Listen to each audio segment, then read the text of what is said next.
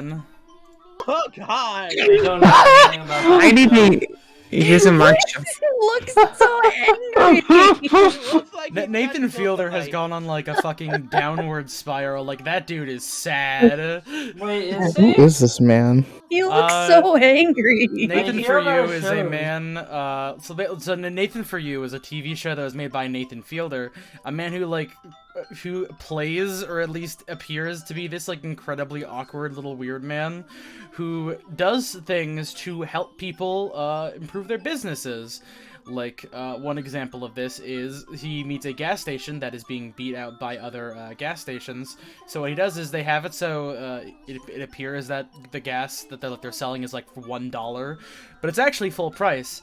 And he tells people who go there, like, listen, you can get the gas for $1, but it's through a tax rebate. So come back, so fill out the tax rebate and come back here and you'll get your full money's worth for the gas. And then people do come back and they fill out the thing. And then he lies and says that you need to go to a straight up, like, mysterious tax rebate box in the mountains on a hike with me and complete a riddle quest to get to the box. So he goes on like an actual real world hike with these people for hours and basically gets lost in the mountains. And then he just says, I'm sorry, I lied, there's no box. You're not getting a tax rebate. Jesus Christ! What the fuck? Similarly, there's also a scenario in which there's an electronics store that was getting bought out by Best Buy.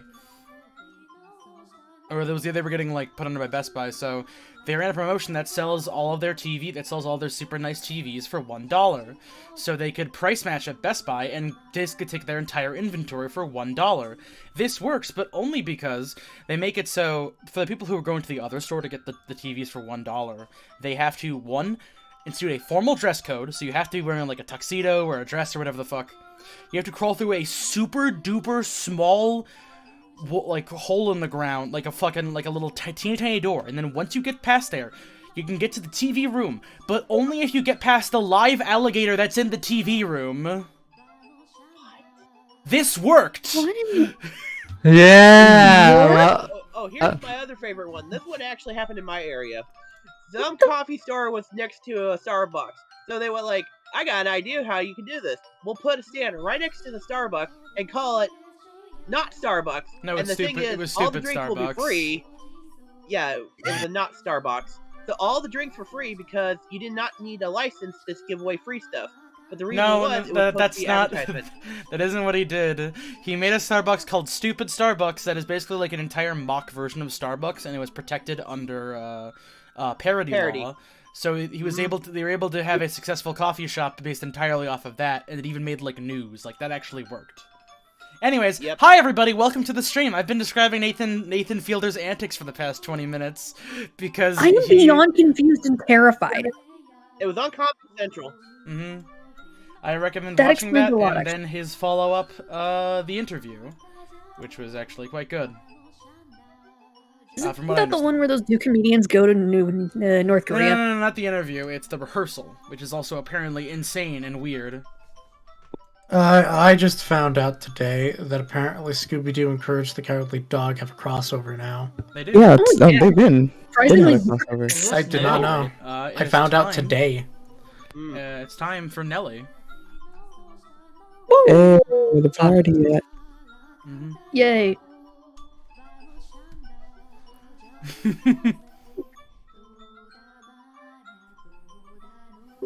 Unbelievable. Absolutely unbelievable. How on earth do you manage to try to bind this monstrosity? I gave him my best shot. There's only one explanation. You're possessed. True, he is, but I'm a perfectly good chef. Michelle's just naturally terrible at it. God, could this get any worse? Give this to Mal. Jerk. Dimwit. Loser.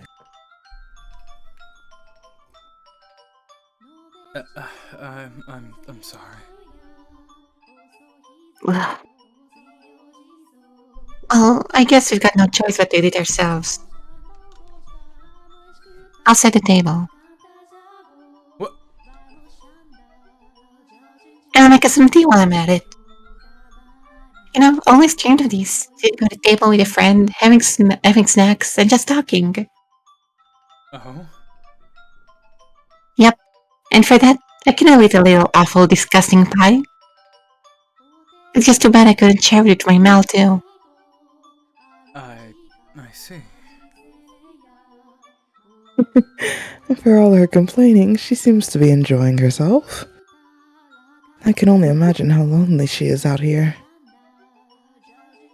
And while she may act all bright and cheerful, beneath it is a real sense of isolation.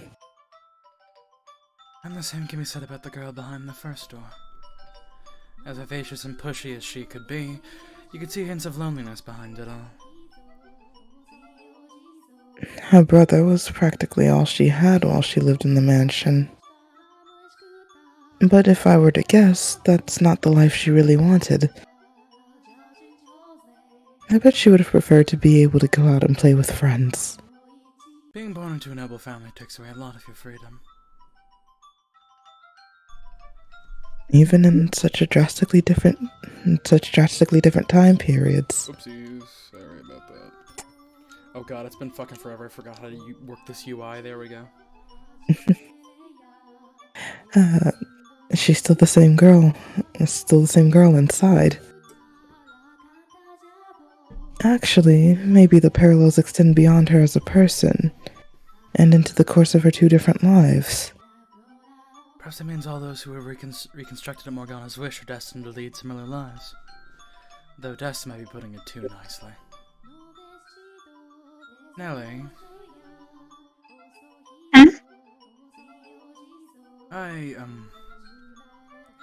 I'd be glad to lend you my ear if you would like. You can talk about the weather or your brother, anything you want. You will? Great! I got lots I want to talk about. More than you can possibly imagine.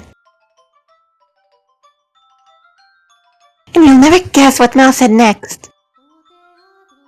Does he mean more to him than anyone in the world? So I'm growing flowers out in the garden, right? Well, when I've got enough of them, I'm going to make a big bouquet and give it to Mel.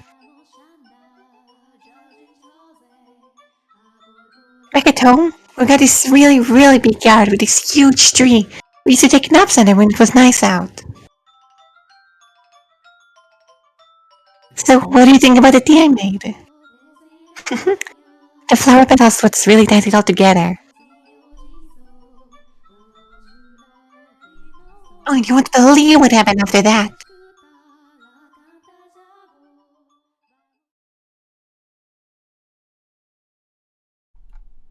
Ever another cup of tea? I'll make as much as you can drink. No, thank you. I'm fine. I feel like all I did was nod and listen.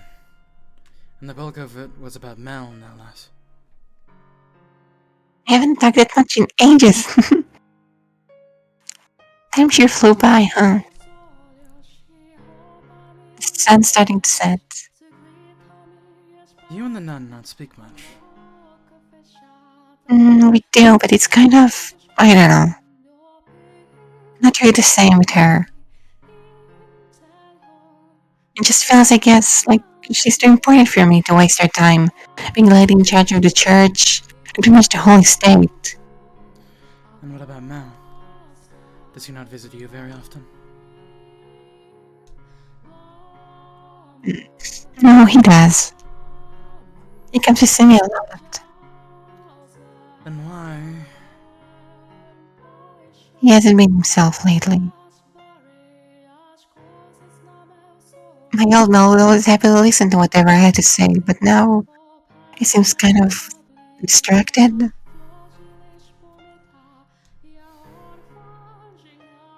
It sounds like he's really busy. He doesn't stay for long, and he has to go back to the mansion at night. I'll try to get him to stay longer, but it works. And he always avoids a question when I ask him why he can't. It feels like he's hiding something.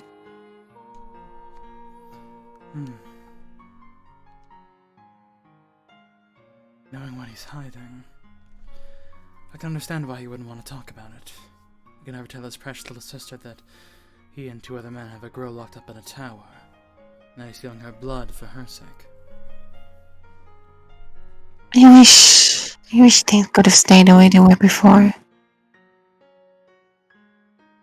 The way they were before. It was just the 2 of us living together.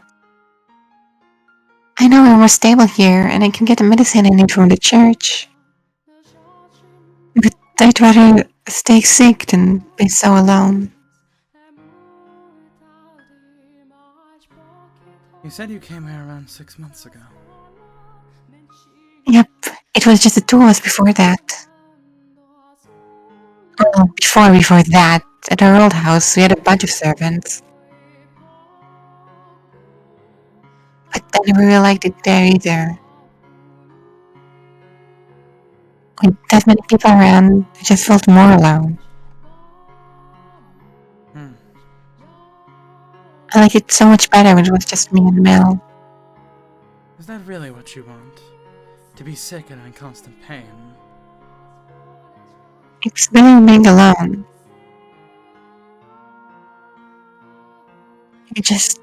Mel just doesn't get it. He doesn't understand that the loneliness is so much worse. Or maybe that's just a guy thing. I don't get what it's like to be ignored. What it feels like to be left in the dark, not knowing anything. We don't understand, no.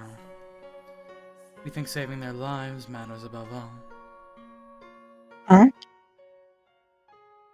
Even if there's a cost to saving that life, we're incapable of gauging how great it is. Unable to see how egotistical, how self-serving our actions are.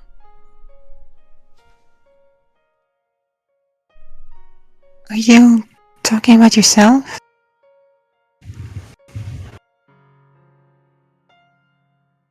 The same could be said of Mel as well, I imagine. Is Mel still around, though? He's there, but it's like he's trying to avoid me. All I want is for him to be here, to be with me. That's all I really want. He doesn't even have to be a perfect fairy tale prince.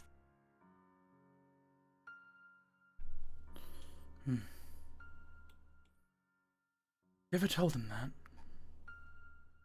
What?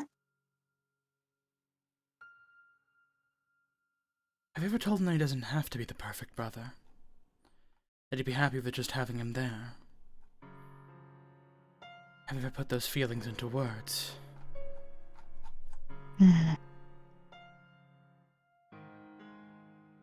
I'm always telling him I want him around.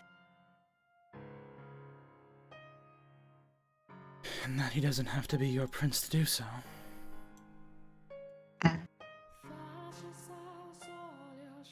He's already said he will be my prince. And he always smiles whenever I talk about it.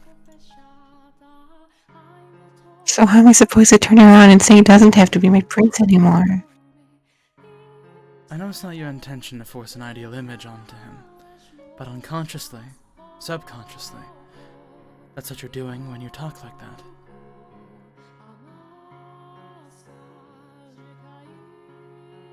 And Mel, he's trying to meet those expectations. Actually, he may not be conscious of it himself. And he just believes deep down that that's the kind of person he's supposed to be. Or, more accurately, he seems to have a need to make himself look good to others. He believes that if he's good to others, they'll be good to him in return. Am I burden? I can assure you he's better off with you around. But I am a burden to him right now, aren't I?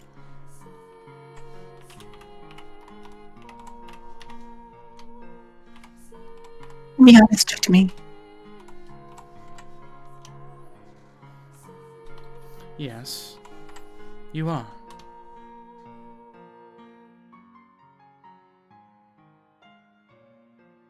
Does Mel not like me anymore? Is that why he's been avoiding me?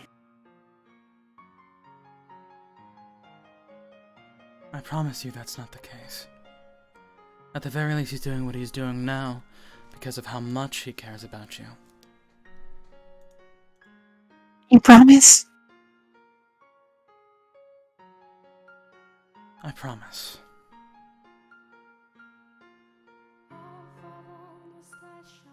I love him.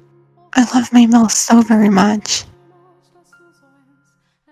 Too much, in fact. To be honest, I know I do. I understand that, really. I know I'm making his life difficult. But Mel's all I have. He's the only person I can latch onto. I can't control my feelings. It can be difficult to tame your emotions at your age. There's nothing wrong with that. However, you should have taken stock of those emotions, sorted them through everything you've got in your mind, and then sit down with them and talk it out. Even if those things you feel seem wrong or unspeakable.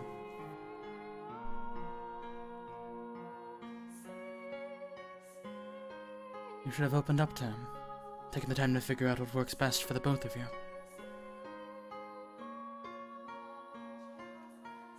You too needed to face the things you carried in your heart. The things your brother carried in his.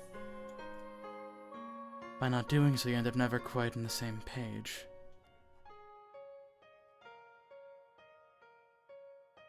Small misunderstandings pile up until until it all comes crashing down. If they had just talked it out, communicated their feelings to one another, maybe their tragedy could have been avoided, even with Morgana's curse in play. If Nellie had only had a chance to come to grips with her feelings for Mel, then maybe things wouldn't have escalated the way that they did. Her actions that night were arguably hysteric, but she wasn't always like that.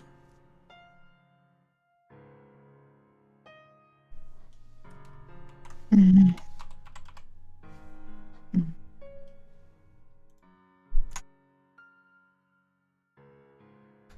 And, I'm sorry. That was out of line. One second.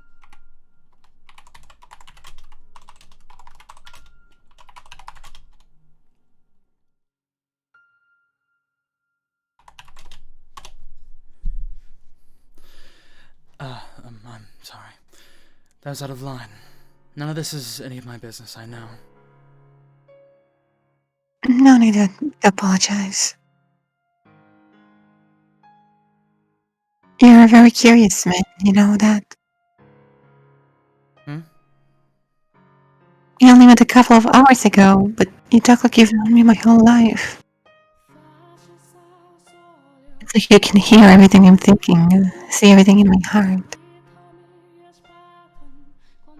Did Mel tell you all of that? No. He did not tell me much. I didn't think so. He doesn't know me that well.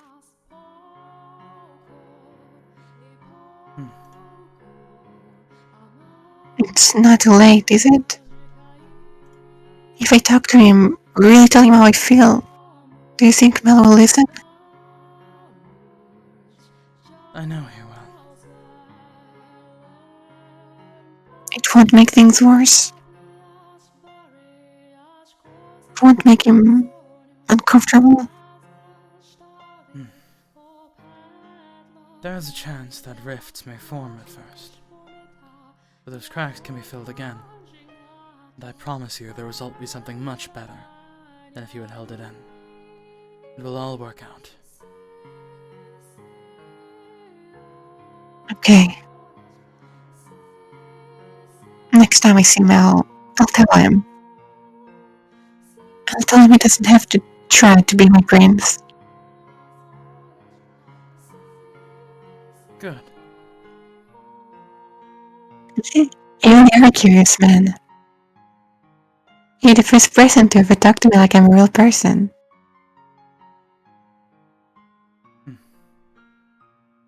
Everyone loves to say how sweet and adorable I am, but that's it. Because all you ever their make-believe princess. You are a real person. I assure you. Thanks. You know, after talking to you, I feel like a whole lot better. I can do anything. I'm glad you came by today. And I'm glad I can meet you in person. It's weird. It really feels like we've known each other our entire lives. I've known of you for some time. Or perhaps I should say what you will become. Huh? Oh no. Ignore me. Were you? Was this supposed to be a pickup line? Bad, Michelle. I'm still too young for that. No, I wasn't, And I'm getting flustered. I swear that's not what that was. I know. Jeez, do you really think that I trust you that little? Sorry.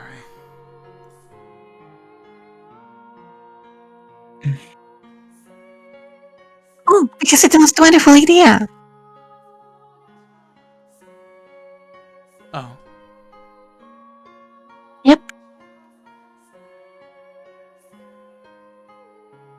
Instead of being my friend, I'll just be something even better. Hmm? You're my second brother. Second brother? My brother is much, much more special to me than a friend. Though, obviously, you can't be my number one. I'm blanking. He's taken a liking to you. This is good for us. I'm not sure how I feel about putting so much trust in me so quickly, though.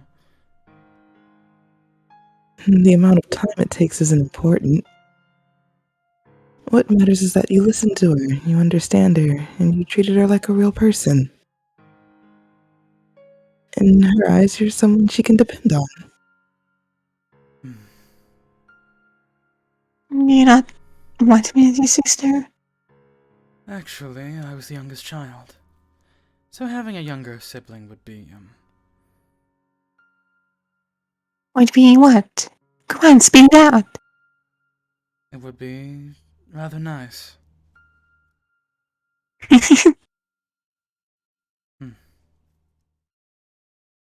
bet it would. Who wouldn't want an adorable little sister like me? That's a bit narcissistic, wouldn't you say? Well, it's true, isn't it? Go on, tell me how adorable, dearest Michelle.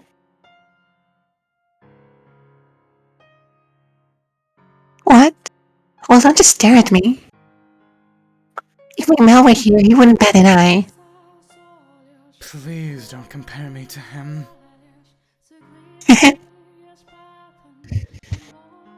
You know, now might be a good time to tell her about Morgana. Part of me feels like I'd be taking advantage of her newly earned trust, but it'll certainly be easier to bring up now while she holds me in such high regard. She's much more likely to believe me.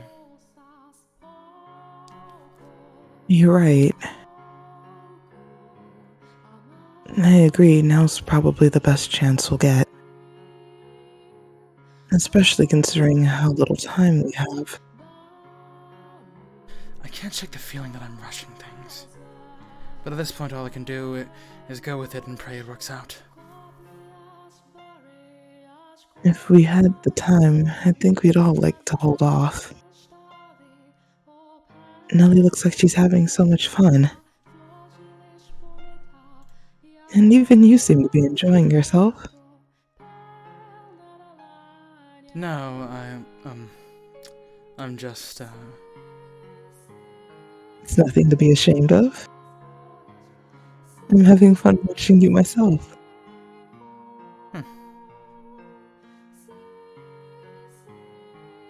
Let's do it. Let's tell her about Morgana. We have to do it at some point anyway. Yes, let's. Nelly, do you mind if I ask you a question? What is it, dearest Michelle? Ask me anything you want. Have you heard of something called Saint's Blood? You mean the medicine? Yes. Except it's not actually. No. Yeah. It's actually the saint's blood, not the medicine. But no telling. You. What? One day before we moved here, when it was just me and Mel, the saintess came to visit. My mind had been all foggy for a long time. Like, I was not quite asleep, but not quite awake either. But when I heard her soft, pleasant voice, the fog cleared a bit.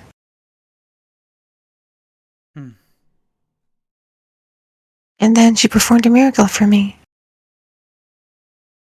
Blood is awful and gross and terrible, but the saintess' hers is different. Hers is pure. So you're saying you know everything, Nelly? About the observation tower and... Huh? The tower? What about it? That's where they keep her. What? No, the saintess is always in the chapel.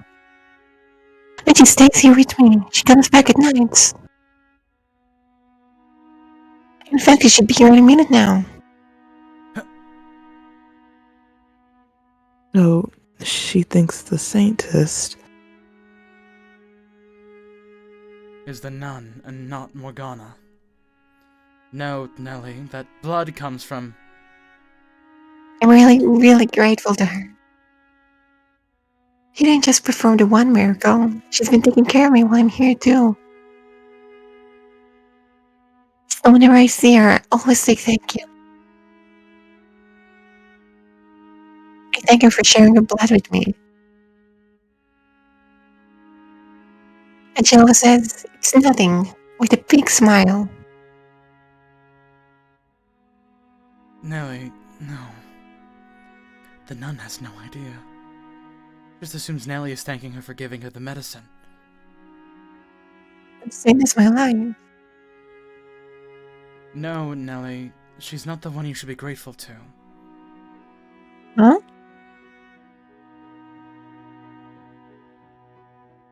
The girl you owe your life to has been locked up, suffering alone even as we speak. But say this is at the church. The girl who came to visit you is not the nun everyone calls the saintess.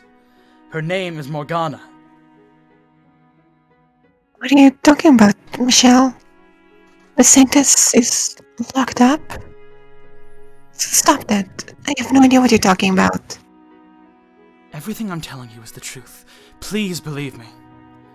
While you were lying in bed, sick and barely conscious, did you get a good look at the saintess who gave you her blood? You didn't, did you?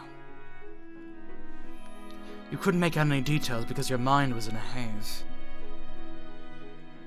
And then when you arrived at the estate, you met a woman, who people called the saintess, giving out medication known as saint's blood. So you assumed that she was the one who had cured you. That's the story you chose to believe. What you're saying is true. And where is the other saintess? The one who came to see me? At the top of the mansion's observation tower. The door to the tower is locked. She's imprisoned there. And how do you know this? Because... it wouldn't be worth telling him from the future just yet. That would only serve to confuse her further. All I need to convince her of right now is that Morgana is being held in the tower. There's an idea. Perhaps I can borrow from the story the white-haired girl told Mel. I received a letter. A letter? There's a single window far out of reach, in the chamber at the top of the tower. A dove flew in through the window, and so she wrote a letter, tying it to the bird's leg and releasing it in the hopes someone would come to see her set her free.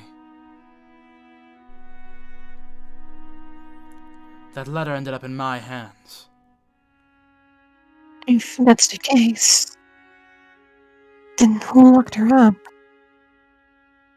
Was it the Saintess? The one I know? No, I don't believe the nun is aware. I think she's simply doing her job in good faith. Then who? Michelle. I know very well that what I'm about to say will likely crush her, but I can't let that stop me. Would do such a terrible thing. Nellie, I want you to brace yourself for what I'm about to say. There are 3 men participating in Morgana's imprisonment. And one of those 3 is your brother, Mel.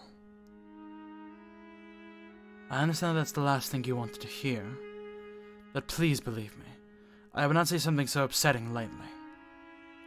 I wish to save Morgana, the true saint. And I would like your assistance. Without your help, I can't get her out of that tower.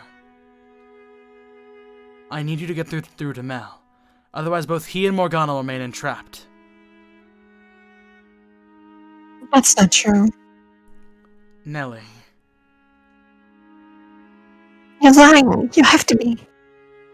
My mom would never do something so horrible. You're a terrible liar. It's true, I swear to you. I'm going to believe that. My Mel. My Mel's an amazing, wonderful person. He's not cruel and evil. He's good and kind, like a prince. And a prince would never lock someone up. I know you're not blind, Nellie. You can see that all your prince talk has been putting pressure on him. So, you think that's going to change my mind? He has no reason to do any of that. But he does, Nellie. He's really not happy about it, no, but he's doing it for you. What do you mean? He needs her blood to keep you healthy. So, to ensure he always had a supply... But... No. And despite that, Saint's blood probably doesn't even have healing properties. No one benefits from doing this. Not you, not Mel, and certainly not Morgana. I don't think anyone can stop him except you. Mel won't listen to me. Did you not just say that you would talk things through with him? Just shut up. Stop talking already. I'm done listening to you. Nellie... I'll never believe you. You're not my brother anymore. Just a horrible, horrible man. Who do you think you are to march in here and to make my Mel into the bad guy? And after I made you my second brother. What's wrong with you? I trusted you. I ate nasty pie and had tea with you. But you're just a mean, evil man here to turn me against me, Mel. I know you don't want to believe me, but I'm telling you the truth. Every word. I beg you to open your eyes. Ask him yourself. If you don't believe me, then ask Mel about Morgana. I guarantee you, he'll panic. Enough! Enough already! Get out of here. Get out this instant. Nellie... Don't sing my name. Just go away. Get out of here. Now! I don't want to see you ever again. I should have chased you off the moment I saw you. Get out now! I pray you can find it in yourself to open your eyes and face the truth. Get out! One last thing before I go, Nellie.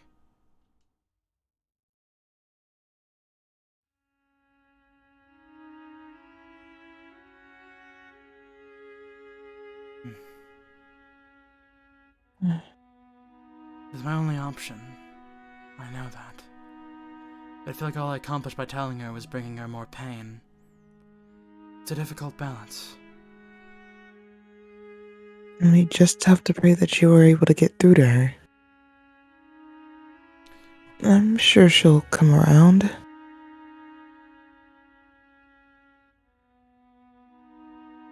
If only we had a little more time. In 3 days it will all be over. Morgana and the entire web of people connected to her will die. That's not enough time. Let's turn to the mansion and look for Mel. I'd like to speak with him. There's a chance we can get even the smallest bit of Nellie's feelings through to him. Maybe he'll have a change of heart. Hopefully. It's hardly going to be elegant, but it's what must be done. I'm gonna take a swig of water while I'm doing this, so pardon for the ASMR.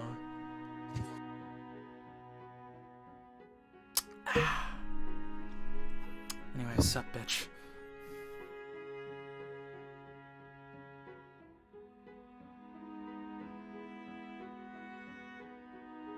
Yoshia.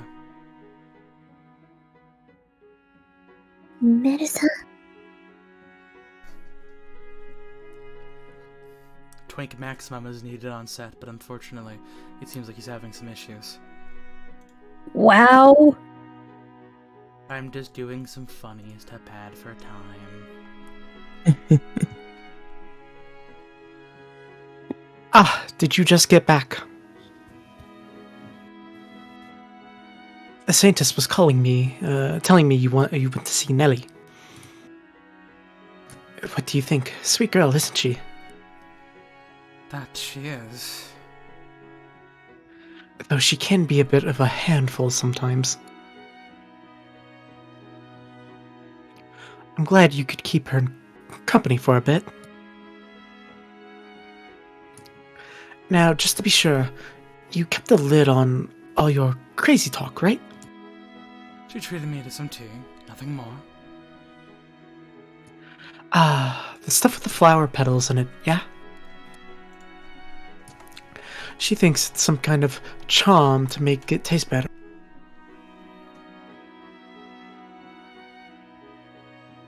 Girls seem to have a thing for stuff like that. Mel. Hmm? Could you spare a bit of time for me? We need to talk. Oh, sure. Can it wait a bit, though? I have to run a little errand after supper. When I'm done with that, I'll meet you in your room. Alright.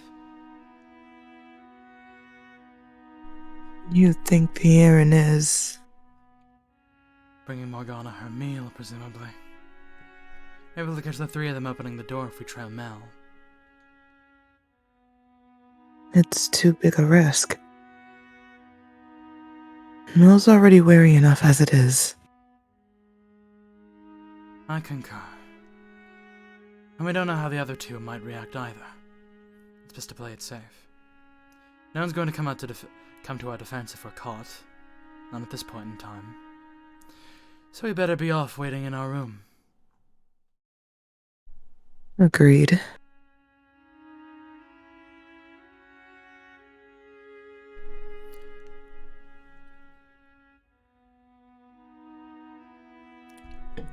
Though winter has receded and spring is well upon the land, there's still a sharp chill to the night air. Even with the window shut, the wind still manages to slip through the cracks, making the candle flame waver. Neither Giselle nor I say much of anything. But nevertheless, when she does speak, the sound of her voice, soft and pleasant, relaxes my nerves. The faint sound of her breathing reminds me I'm not alone, that she's there, always watching over me. When the candle is about half gone, the door swings open.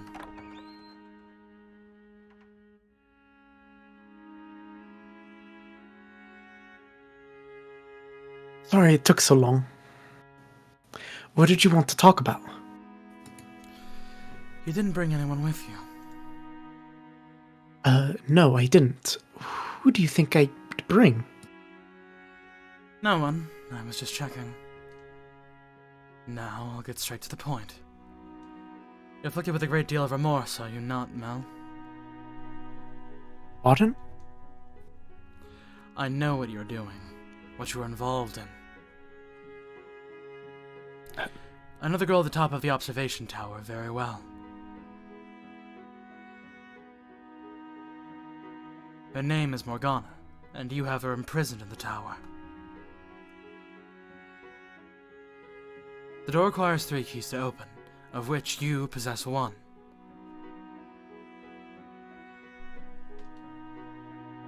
You need it for the miracle blood. How? I came here to stop you. How did you know any of that?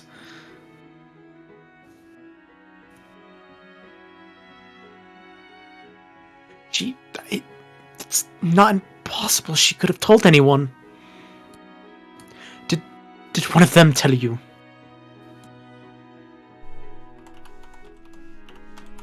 No, it wasn't them. I was told all this by Morgana herself.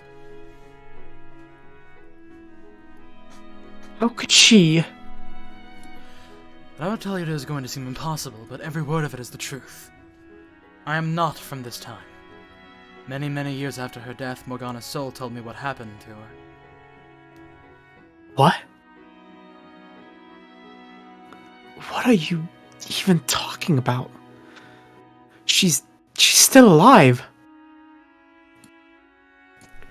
You're not from this time? What? Are you mad? Can you come up with any other explanation for how I would know everything I know?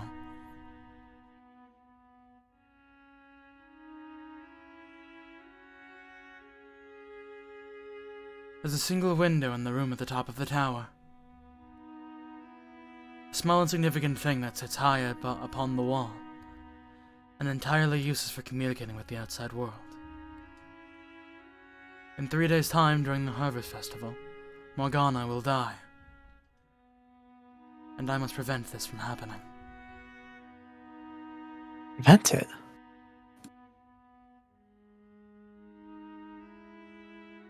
To do that, I need your key. Will you give it to me?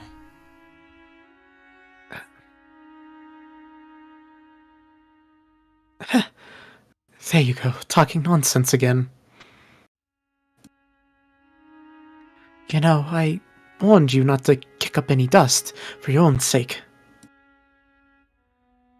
But I guess that didn't get through, huh?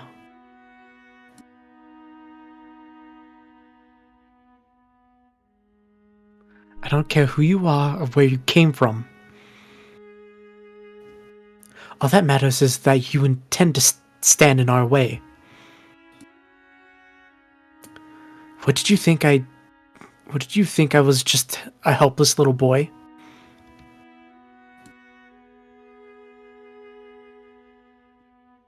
That you could take my key without any trouble?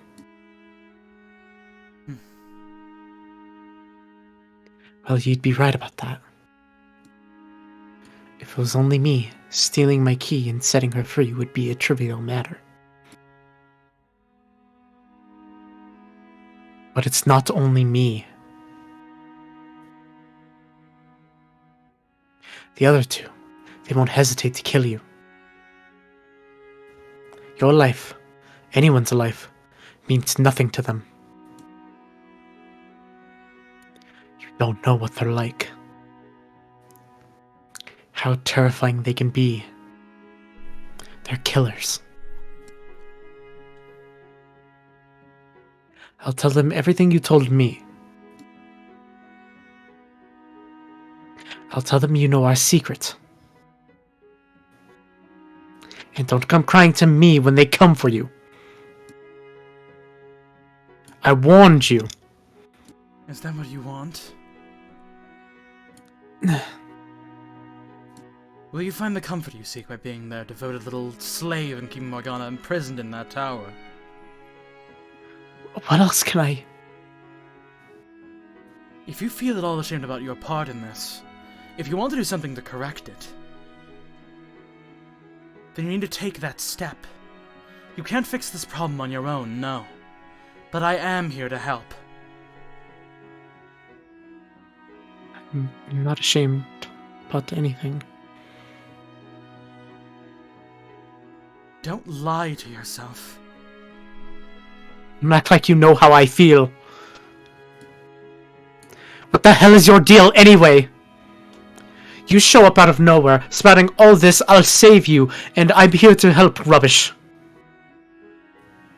You need to do this for your sister. See, now that's ridiculous. If I wash my hands of this, I won't have access to the witch's blood anymore. And without that, Nelly can't get any better. She'll die without that blood. Her blood has no miraculous healing powers. You only believe it does, making it appear to work.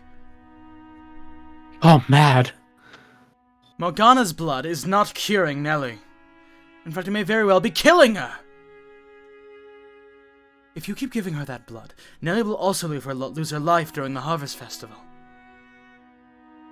What? You're standing on the precipice of a horrific tragedy, and you're going to take everyone down with you if you don't turn back now! What are you? All three of you are going to lose everything on the day of the festival, and there's only one way to prevent that. You have to set Morgana free! You're insane. If you think I would believe that. Nelly's going to die? Could you have told a mere mean-spirited lie? You're the one who's trying to kill her. I'm just trying to save her. And you're going about it entirely the wrong way. Do you have any idea how lonely your sister is right now? You should be at her side! That's what you should be doing instead of stealing a poor girl's blood! I've heard enough! What do you know? If I lose Nelly, I'll have no one. My whole world will collapse. This was the only way I could keep that from happening. This was my best option, my only option. So no, I'm not going to stop. I'm going to keep Morgana locked up. I'm going to keep stealing her blood. And I'll hand you over to the other two. I'll have them kill you. You'll regret ever showing your face. Is that really true? What? Do you really have the Saintess locked up? What are you doing here, Nettie?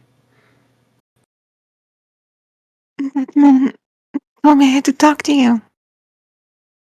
And he said if I didn't have the courage to do it myself, do it outside his room tonight, because he was going to get the truth from you.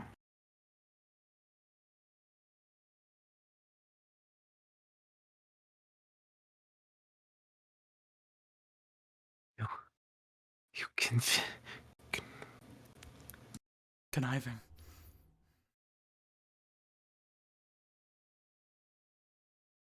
Conniving. Oh, it would appear that Joshi is a little bit busy right now. conniving son of a... You were planning this all along. Why would you tell Nelly? Why would you bring her, of all people, into this? Mel,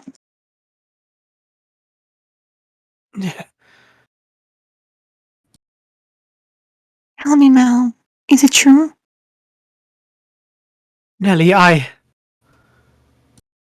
you really giving the Saintess prisoner and stealing her blood?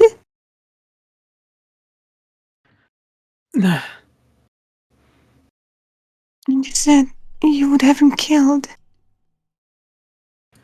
I just... I I never thought you were such a terrible person, Mel. Uh, I can't believe you would do such despicable things. No, you're not my brother anymore.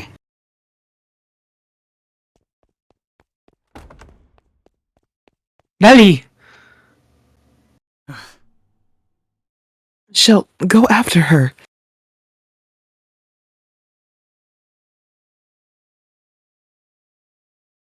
Voice in my head, can you give me the situation really quickly? I am pretty sure you go after her. That makes the most sense. Thank you for the clarification. Yes. We have to stop her. Bring her back!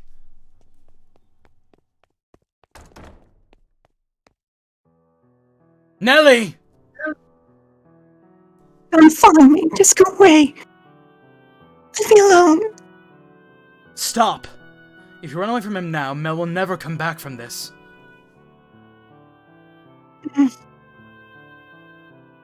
And why did you tell me?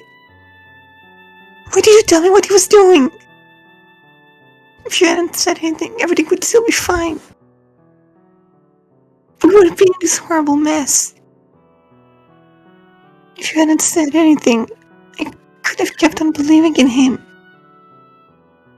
No, things wouldn't be fine. Why can you not see that? You shouldn't put your faith in your ideal brother, but your real one. The boy in that room stricken with regret. If I hadn't said anything, the facade would have ruined you both sooner or later. No, in truth, your relationship was already broken. You were simply ignoring the spreading cracks. I know, on some level, you had realized that Mel was keeping something incredibly important from you, and that that secret was tearing you apart. There's nothing good about this, though. We'll never go back to the way we were. We can never go back to what it was like when we were kids. Just the two of us playing together every day, having fun. Everyone's childhood comes to an end. The flow of time is impartial. You cannot fight it. What you can do, what only you can do, is choose how you change. But I will admit, I am the one who opened your wounds, and now I'm putting the responsibility of tending to them to you. It's cruel, I know. But if you don't come to terms with Mel and make him withdraw his participation, even greater suffering awaits you far in the future. It's not over yet, and you cannot let this be where it ends. The bonds you formed over the years are not yet broken, and you can do what I was never able to do. You can still repair your relationship. I'm scared. Scared that my brother, that my Mel would do such terrible things. That he could say, he would kill you.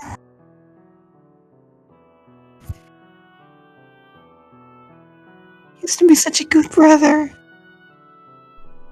He was always so kind and so friendly to everyone. But it was a lie.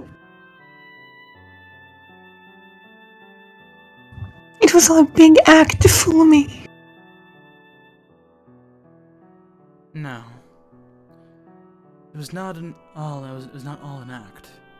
There was truth to it. He is a kind-hearted boy, an ordinary young man, whose kindness was twisted by circumstance. And it doesn't matter how good a person someone is. Everyone has the potential to do terrible things when backed into a corner. You think you know everything? I know that much. Nelly, if you want your brother back, you have to act now. Please, you must take action.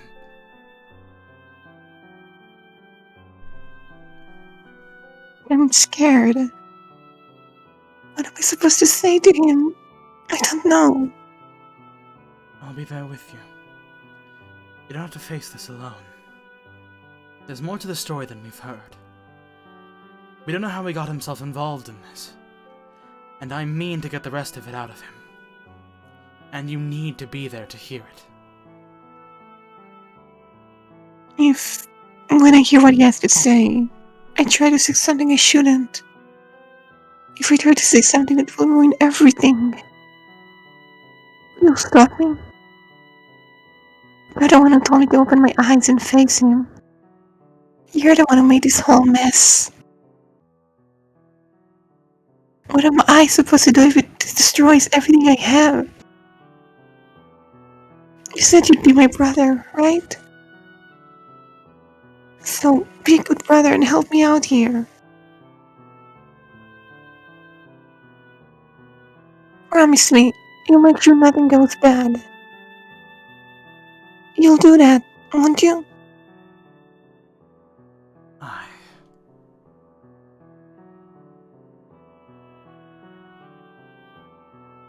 Shell, just say yes.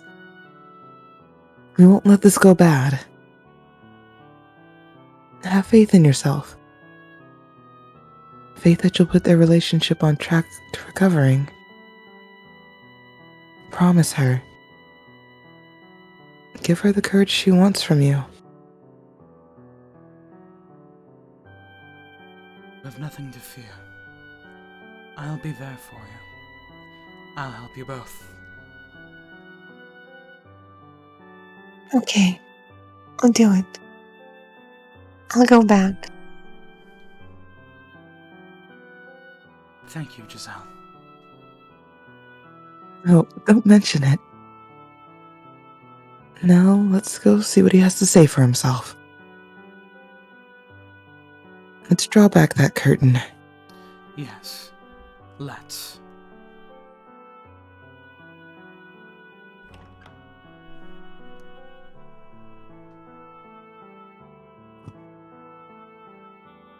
Nelly.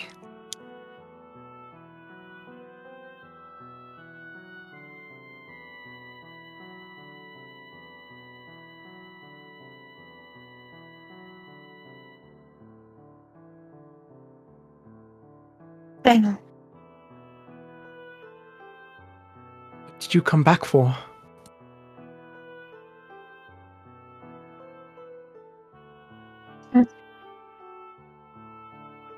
Ridicule me?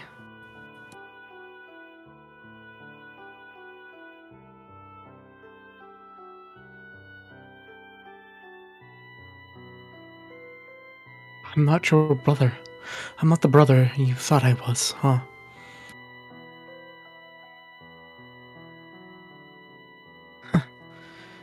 Not at all what you wanted me to be.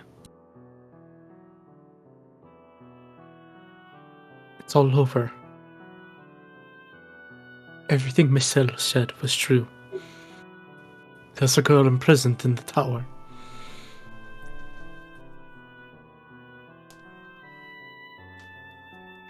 A completely innocent girl. The girl who saved your life, in fact.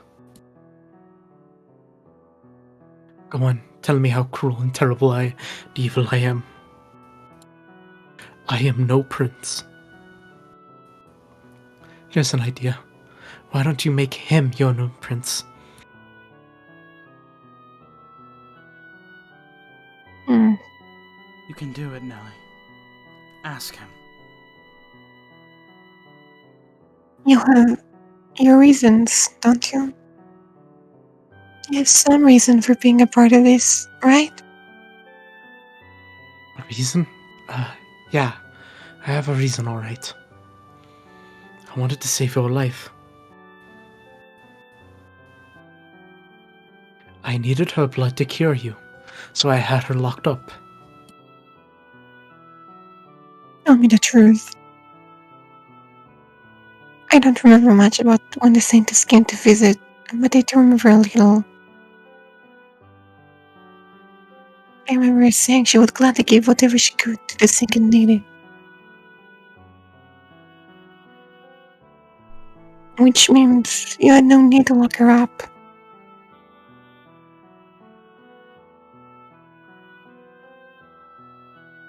It would seem the tale of Morgana showed me was true.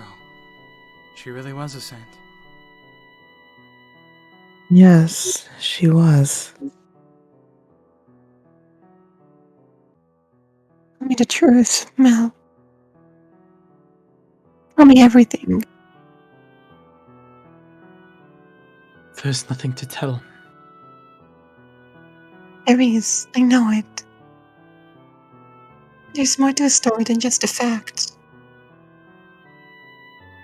The things you thought, the things you felt, are all pieces that combine to make the whole story. Isn't that right, Michelle? You're exactly right. If you hadn't said anything, we could have gone on with our lives as normal. No, Mel, we couldn't have.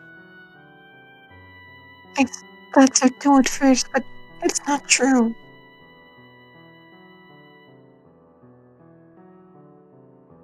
Our normal lives ended long ago. Tell me the truth, Mel. No matter what it is, I can handle it. No, Nelly, you can't. A girl like you, whose dreams of becoming a princess, couldn't possibly bear to see how hideous her brother has become.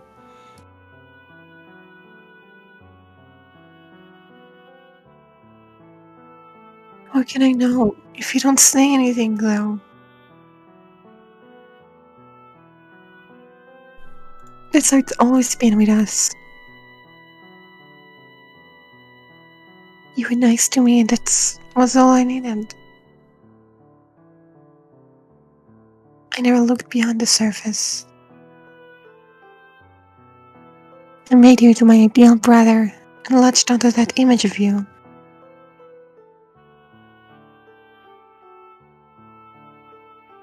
You're a kind person, Mel. You really are. So kind, you played along with my fantasy that you were a prince. But you don't have to act for me anymore.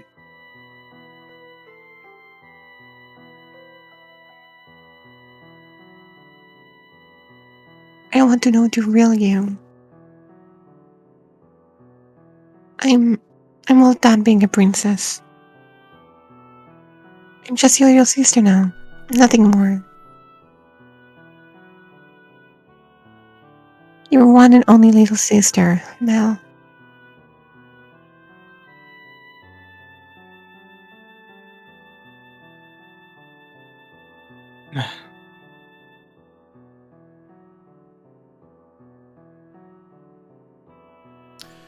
You need to do this, Mel. You need to tell your story. Until you do, we have no way of understanding what you've been through. What you're going through. No way. If I tell you, you'll lose any hope you had left in me. As Nellie has, you need to release yourself from your own idealized fantasy, Mel. You have someone right here who will accept you for who you are. I know good and well just how hard it can be to have someone dear to you see a side of you that you don't want to show them. I think you want to get it off your chest, though. And I think you want forgiveness. Fantasies are not everlasting. They all crumble eventually. Show us the real Mel. Tell us your story. Without embellishments or omissions. Mel.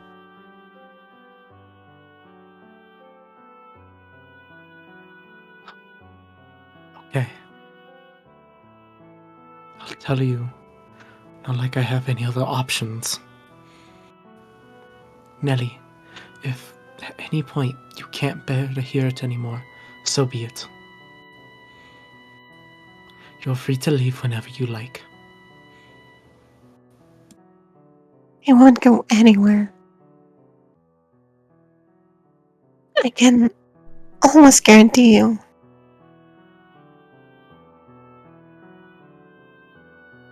I pray that ends up being true.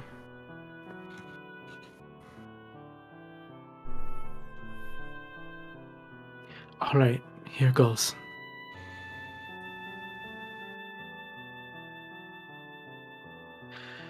The whole story, from start to finish. How I ended up in this mess.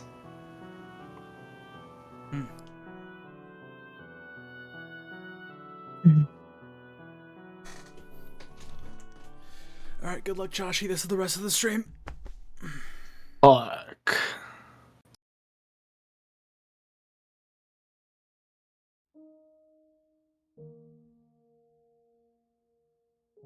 All around the time that I turned 17, my life was mostly uneventful.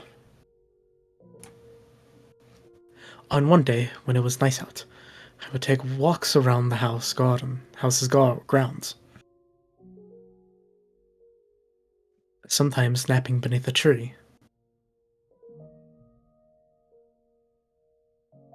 It was picturesque.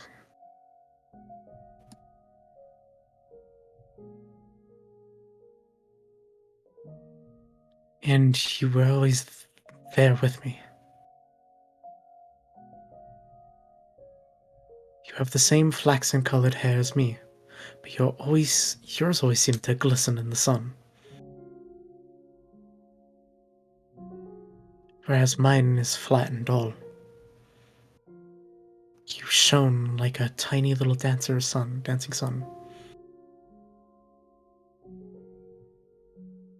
Time. I assumed that was how life would always be. I genuinely wanted it to be.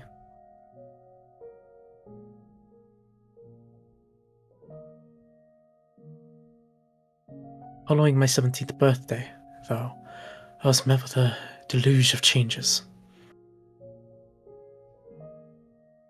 First, father fell ill and passed away shortly thereafter. With his death came the question of who would be the next head. As the oldest son, normally it would fall onto me to take his place. I was 17, by all means enough of an adult to handle things myself. Or, well, that's what I had thought anyway.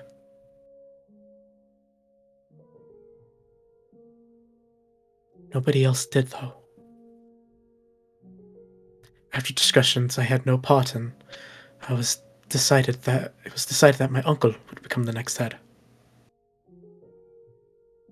That they weren't confident I had the spine to do the job properly.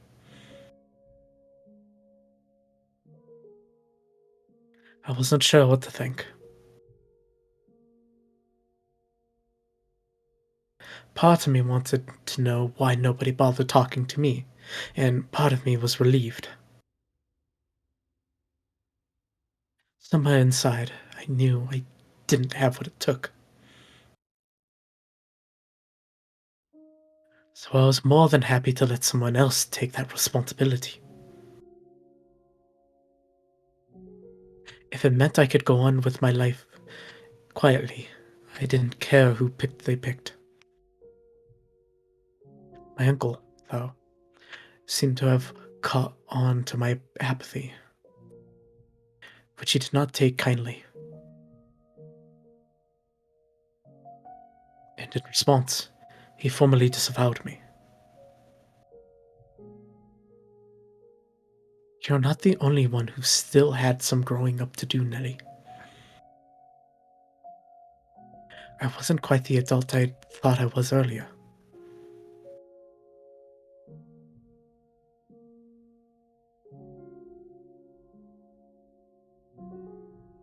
Fortunately, if you want to call it fortune, I was given enough money to live on for a decent length of time, as well as a place to stay. It was a small house, far from home. His way of making it hard for me to come back.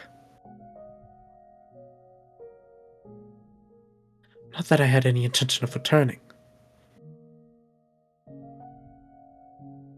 But the best thing to come out of all of it was you coming with me, Nelly.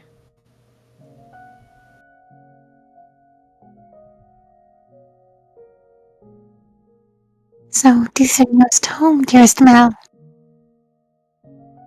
Yep, so it is.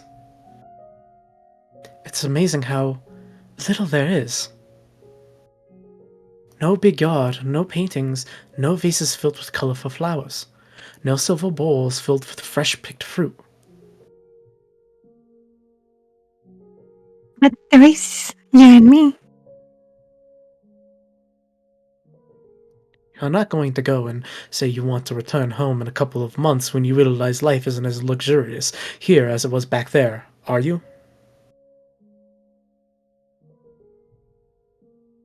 There's only one thing in the whole wide world I really need. Oh,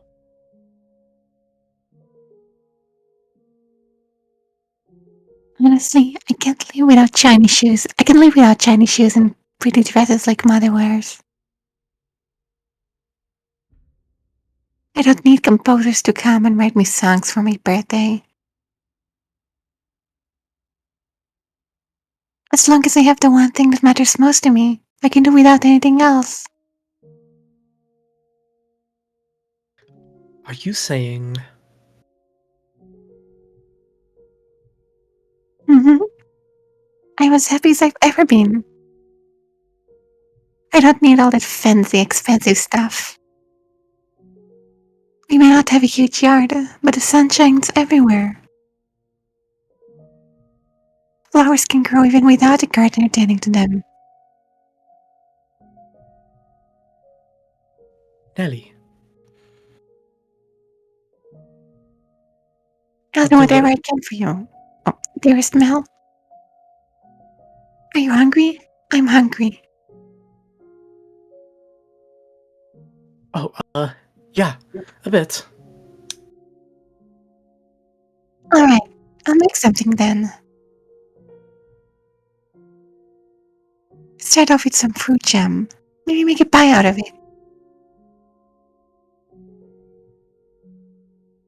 What else sounds good? Hmm, I'm craving cookies. You've got quite the sweet tooth.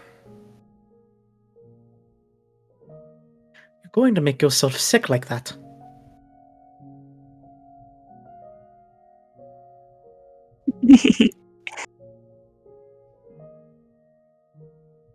Hmm? First smile I've seen since we got here.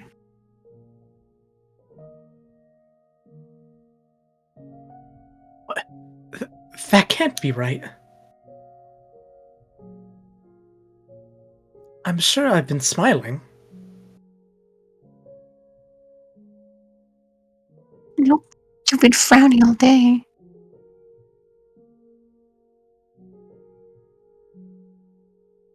Whatever you say.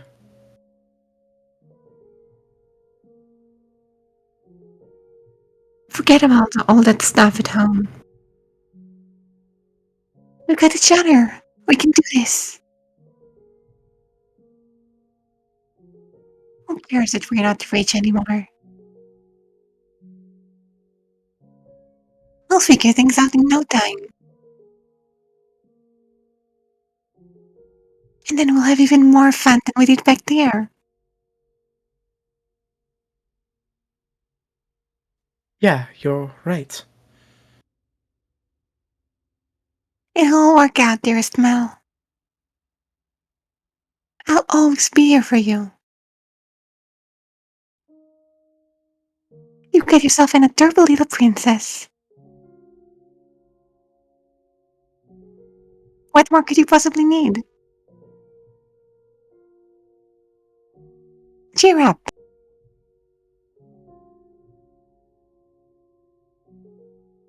Thanks. I'm really glad you decided to come with me.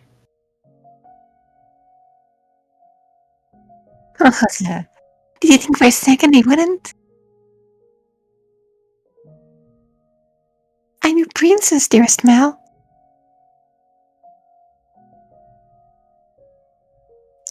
And princesses belong with a princess.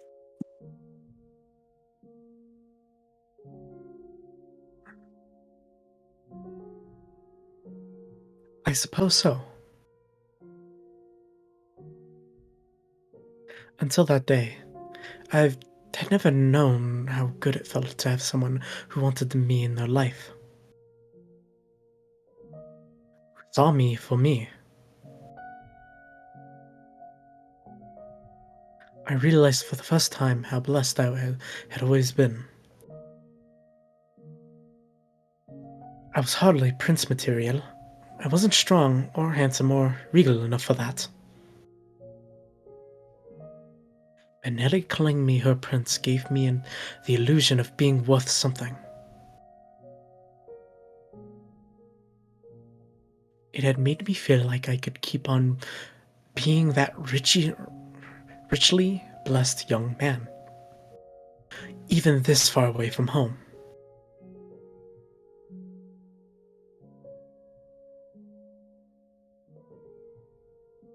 While I had been given some money, my supply was far from infinite.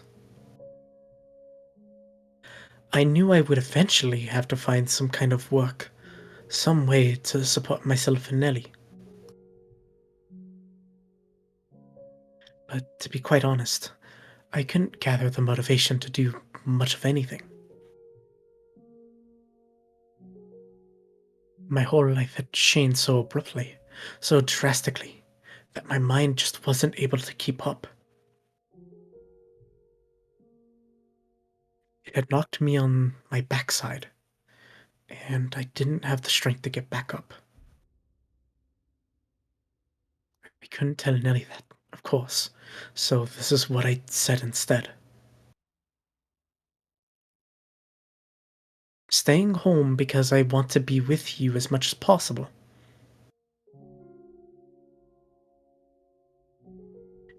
She happily took my word at it.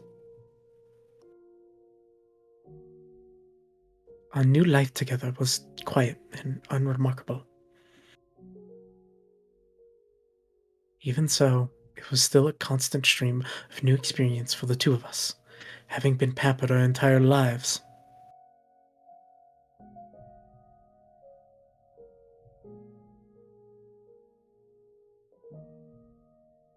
Welcome home, dearest Mel. What did you buy today? I got a chicken. Wow, I never seen one up so close before. Are you going to keep it as a pet? I was planning on using it for supper. Well, you're going to cook it? That's the idea. You like chicken though, don't you? Steamed especially, if I remembered right.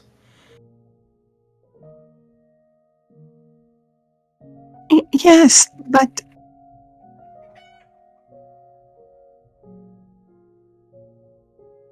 But it's it's all all covered in feathers and flapping about. How are we supposed to cook it? if I remember, the guy said you have to pluck its feathers, then cut off its head and drain all the blood.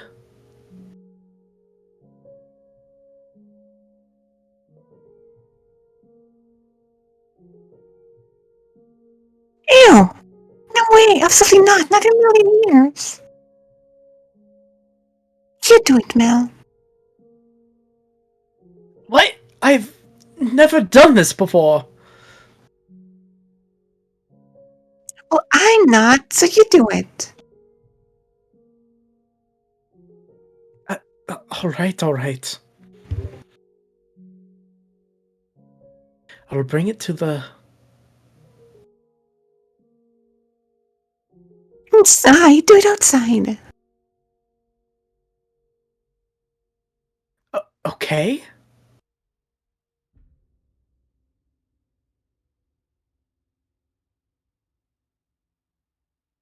I've never had to slaughter a chicken before. The chefs back at home always took care of it.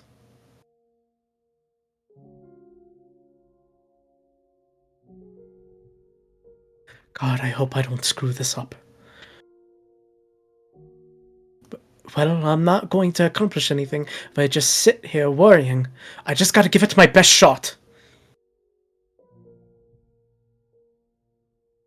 Oh, please, please don't put up a fight.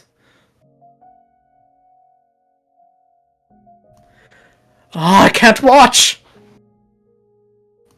The count of 3, okay. The count of 3.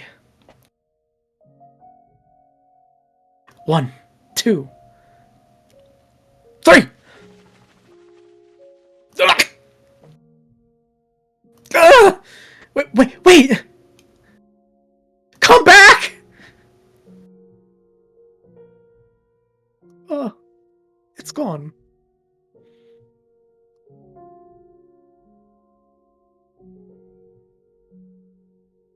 At first, I was just fumbling about in the dark, constantly messing up everything I tried. But in time, I started getting more comfortable with things, and I stopped pining for my old life. For the longest time, I couldn't shake the memory of the fact that I had once been a noble. I was constantly wondering how had ended up here.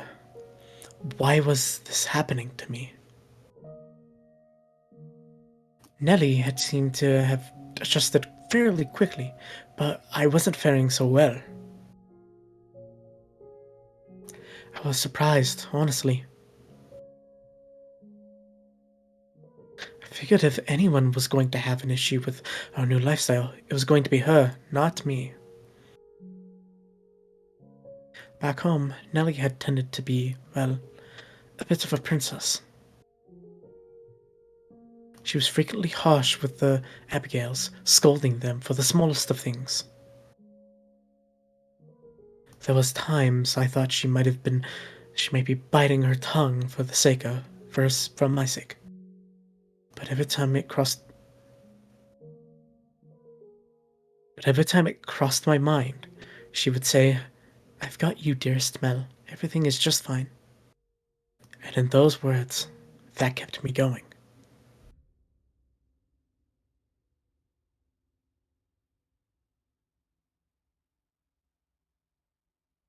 Oh, dearest Mel, I just had the most wonderful idea. Would you like to hear it? Sure, what's your idea? We should get married. Hmm. What? You can't be serious! As serious gets. I mean, we're basically married already in everything but name. What? We can't do that! We're siblings! Nobody here needs to know that. They can guess from our hair and eye color, though. I don't think we look that much alike. Anyway, what gave you that idea? Get married. We can be together forever.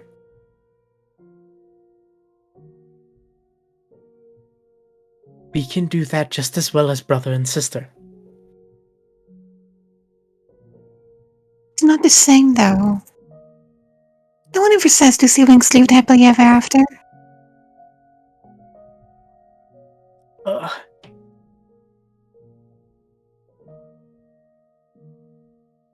I want to be with you for the rest of my life, dearest Mel. And the best way to do that is to get married. Nellie.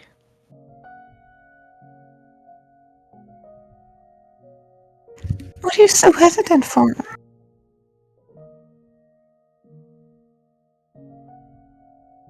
Is there someone you pulled for? No, but... There's no problem.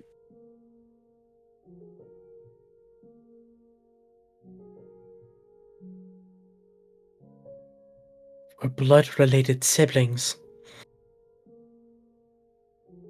Does she realize that getting married means eventually having children? and everything that leads up to that.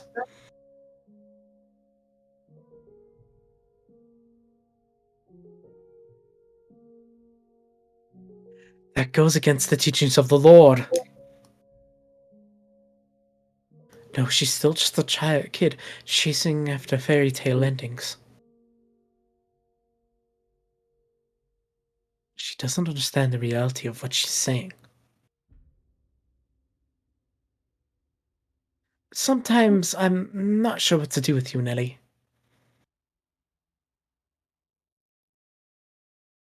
So you'll marry me? But right now, I know you need God's word. Starting tonight, you're getting your own private sermon every night. Understood? Bleh.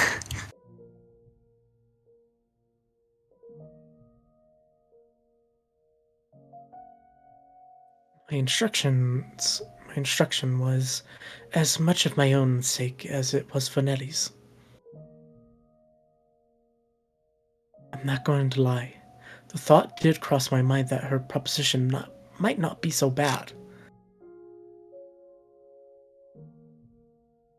For one, I couldn't imagine spending the rest of my life with anyone else, and it had been her smile that had kept me going when things got difficult.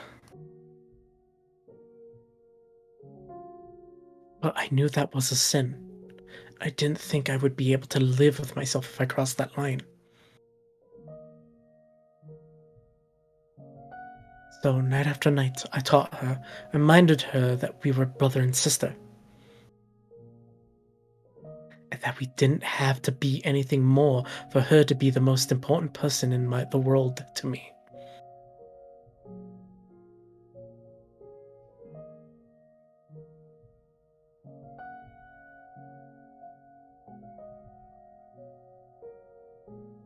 And after about our third month away from home,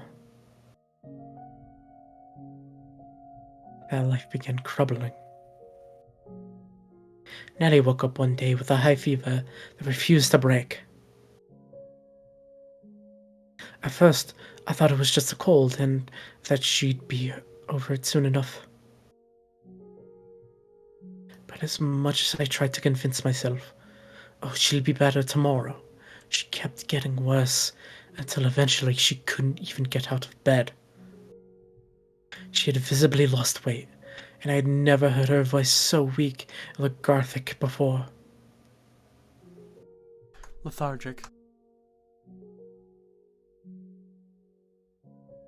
Is there anything you'd like to get me to get you, Nelly?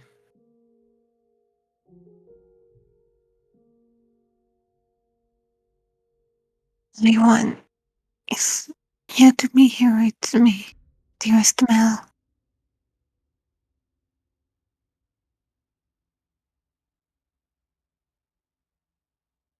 You really should eat something.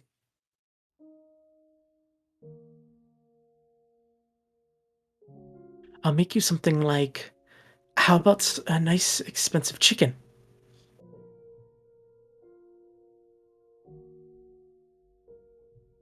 The last one got away, but I won't let that happen this time. I'm not really in the mood for anything too heavy. Oh, okay. Don't you... Don't you worry, Mel. I'll be better before you know it. Yeah, you will. You'll be just fine. Everything's going to go back to normal soon.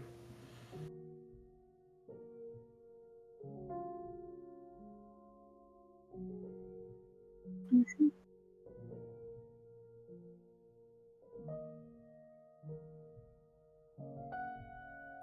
Watching Nelly grow weaker every day scared the hell out of me. I desperately did not want to lose her. If I lost her, then who would be left that wanted me? Who would tell me I was worth something? Who would say nice things about me? Who would be there with me every day? Just when I had started to feel optimistic about this new life, started to feel comfortable in it, it was looking like it might fall apart again.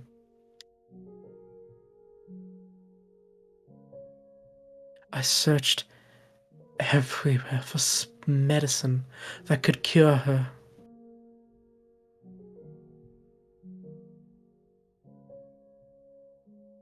Healthy foods, fruits, and vegetables with supposed medical properties. Anything I could get my hands on. I prayed. And Nellie, you were overjoyed. You were thrilled I would go to such lengths for you.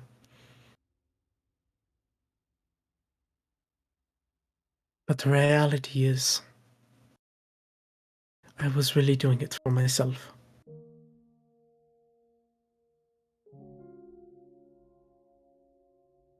As much as I searched, I couldn't find anything that worked, and I started to panic.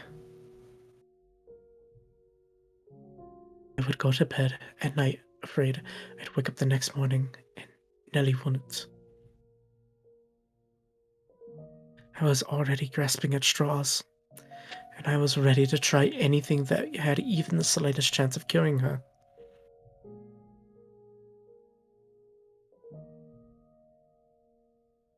And then, one day, I heard whispers. Whispers of a witch who lived by the lake. They said she was a recluse, that she had hardly ever left her house, and that she hadn't been down to the city in years. They told me she might have some medical herbs that could help, so I rushed down to the lake to see her.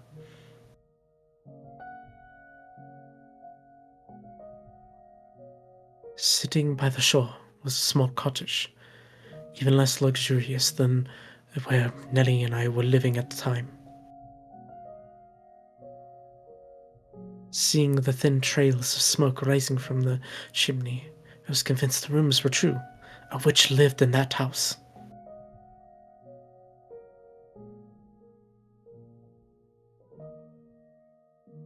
I wasn't sure what to expect. Being a recluse, I figured she was going to be very sociable. She wasn't going to be very sociable, at least. Tell you the truth, I was kind of scared to knock on her door. I had exhausted all my other options, so I clenched my teeth and gave the door 2 firm raps.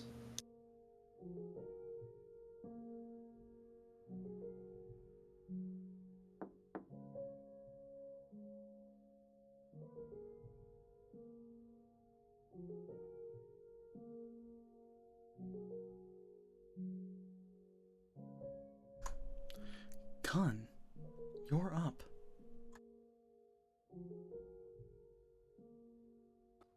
I think she got taken away.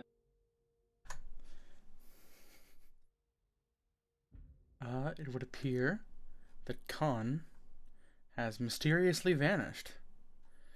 Rindy already has a voice roll, so I think B can get a shot in here if you want. Who's there? The sound of her voice caught me off guard, and all I could do was stare at the door with a knot in my throat. Based on the information I had assumed I was going to find a wrinkly old woman. But that was a voice of a young girl. And even though she only said 2 words, there was something indescribably enchanting about that voice. I could listen to her talk for hours on end, in some kind of strange, hypnotic trance. It was almost like magic, for lack of a better word. I stood there, dumbfounded, like my soul had been sucked from my body.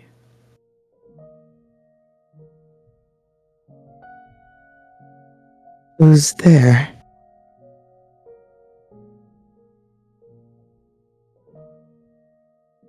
She repeated her question, which brought me back to reality. Though I still had to fight to maintain my wits enough to respond coherently. My sister has fallen very ill, and she desperately needs medicine.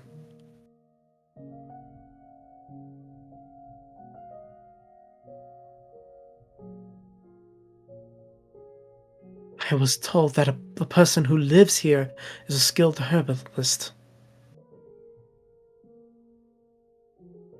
Can I please get something to treat her?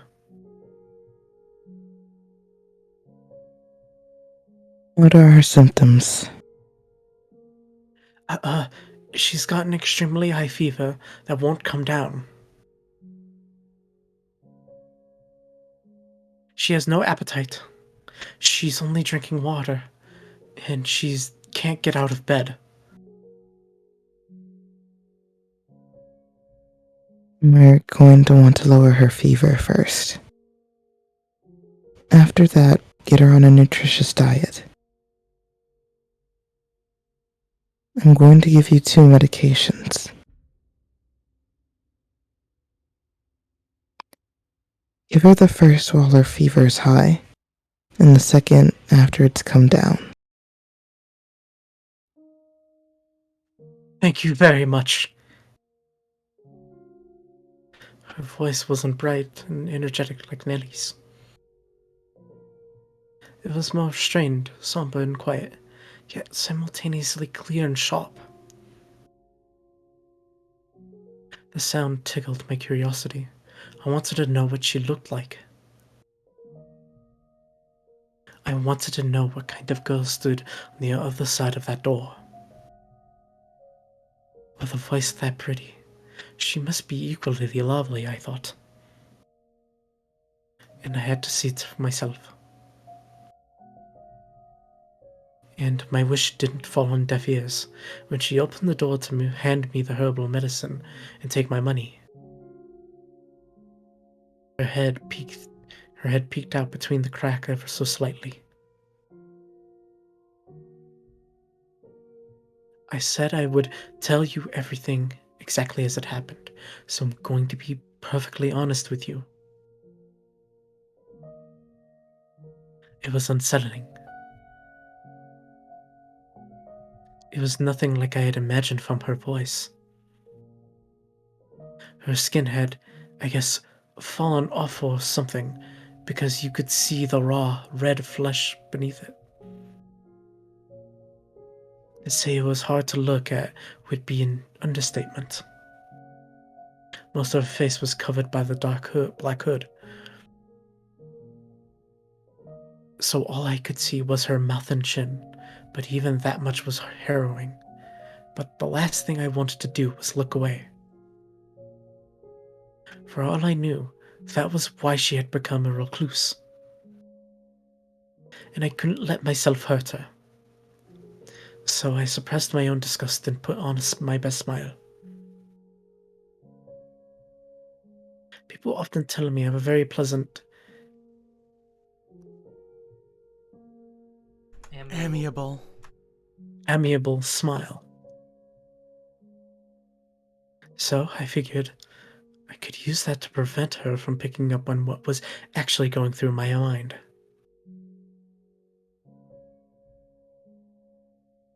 And when she saw my face, a look of surprise seemed to cross hers.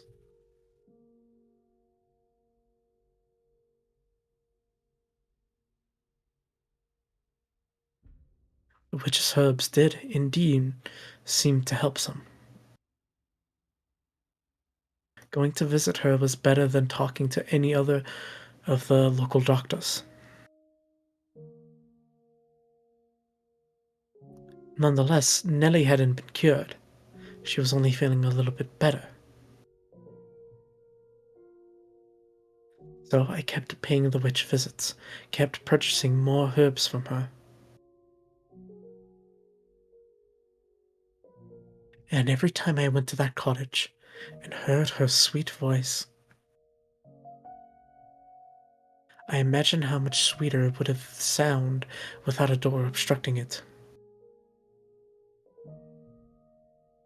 Even knowing what she looked like didn't stop the curiosity from growing within me. From what I gathered talking to her, there wasn't much of an age difference between us either. She was 16, and I was 17. And I'm sure you know how it is. When you meet someone around your age, you feel a sort of sense of kinship.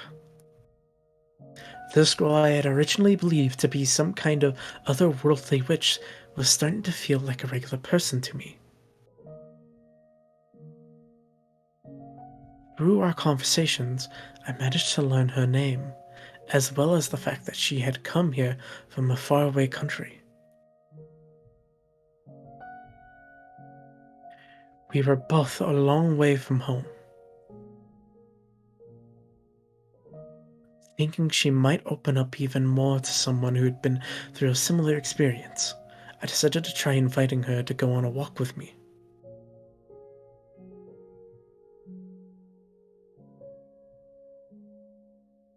It's not healthy to stay holed up inside all the time. You've got this beautiful lake here. What do you say we take a little walk around the shoreline?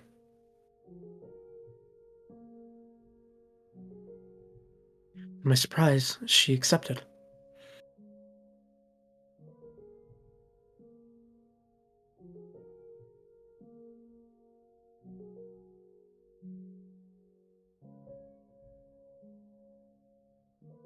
Great weather, isn't it? I love the way the sun reflects off the surface of the lake. It's gorgeous.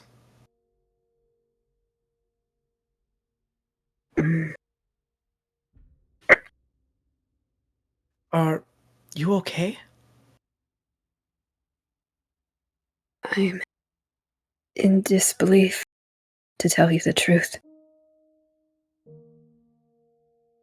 Huh? What for? You've seen my face. You know how hideous I am.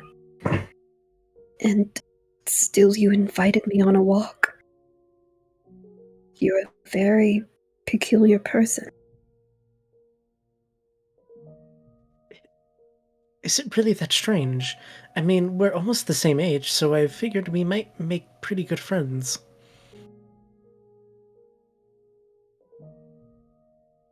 You want to make friends? With me?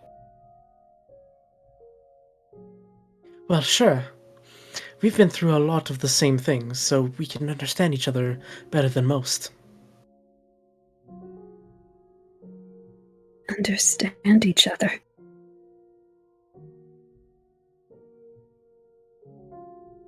Yeah, we're both young, but we've been through some rough times.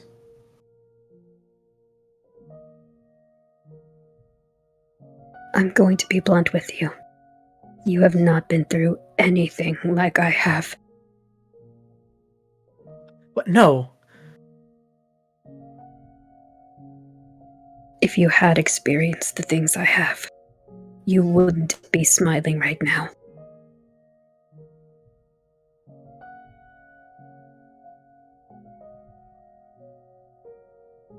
I haven't known you long, but I don't need to have in order to know how unequivocally dissimilar we are. That we were cut from a very different cloth.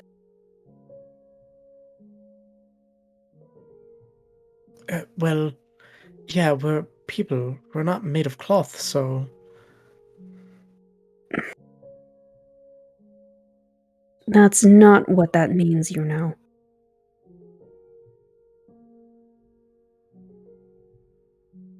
Oh,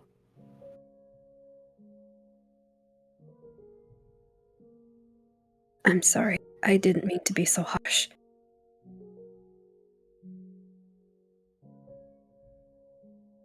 In fact, I would say you're much better off not being in my position.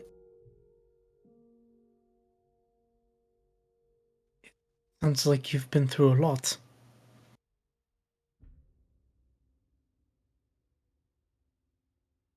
If you don't mind me asking, what happened to you?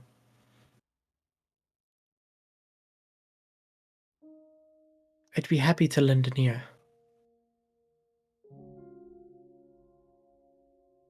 It might make you feel better to get it off your chest.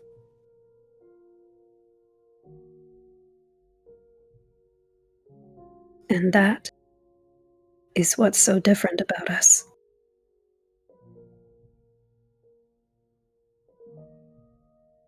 Huh? I will not tell you about myself. No. That said, I do appreciate the concern. Thank you. Oh, sure, you're welcome. She's not very open with people, huh?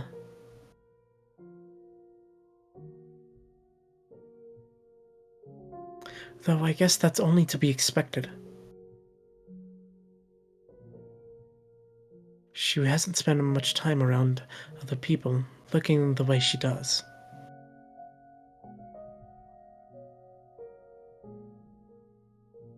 I wonder if there's anything I can do for her.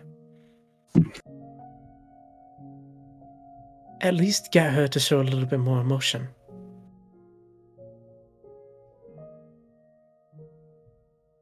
Say, if it's not too much to ask, you think we could maybe do this again sometime? Hmm.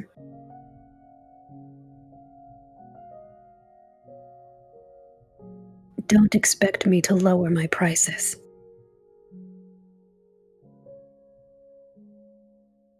I'm not trying to squeeze a better deal out of you.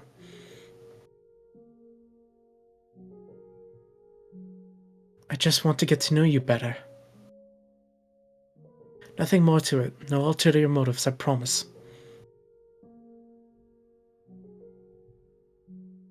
Did you forget I've already said I won't be telling you about myself? Alright, then it doesn't have to be about you. We can talk about anything, whatever you want. Do you have a favorite food? Any hobbies?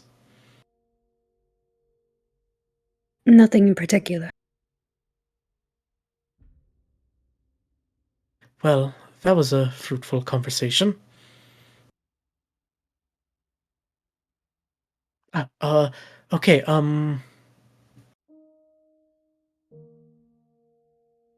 crap.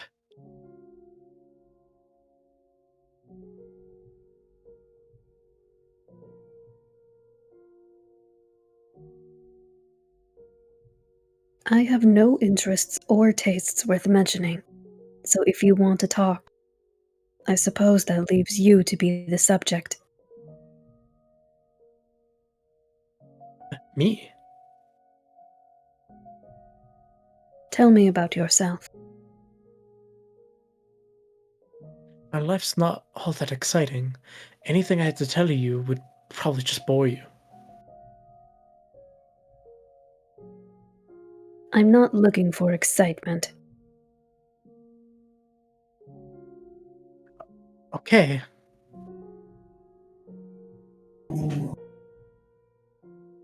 Well, alright, then I guess I can tell you about myself.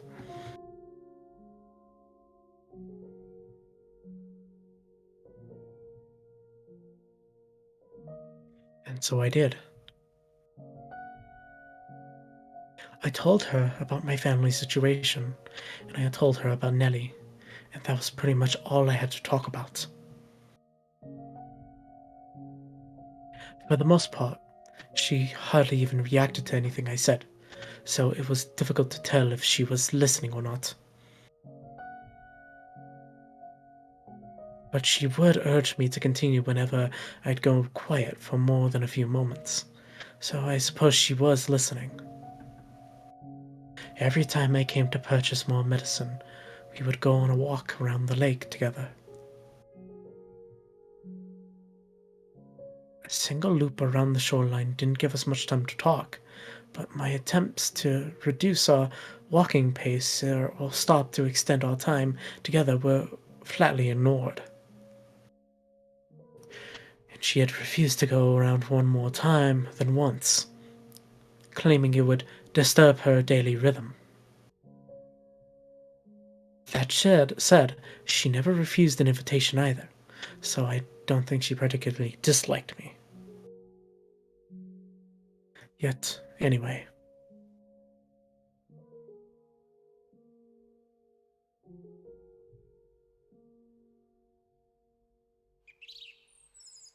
Oh, a robin! What does a robin have to do with your sister? Nothing, I just saw one over there. If you listen, you can hear it singing.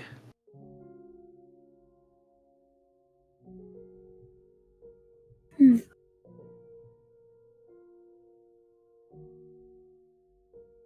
They migrate somewhere warmer when it gets cold.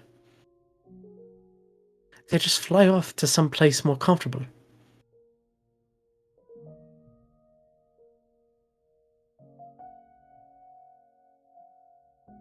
If I had wings like a bird, maybe I could be free too.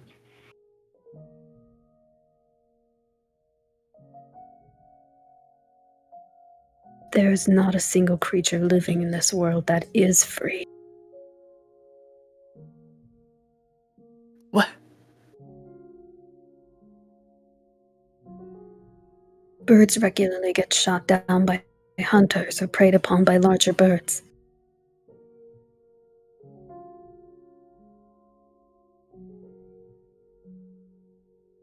The idea that they are free is nothing more than man's short-sighted delusion.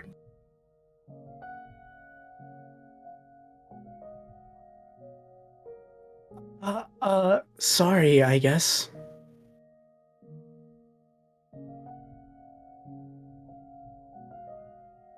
No, I should be apologizing.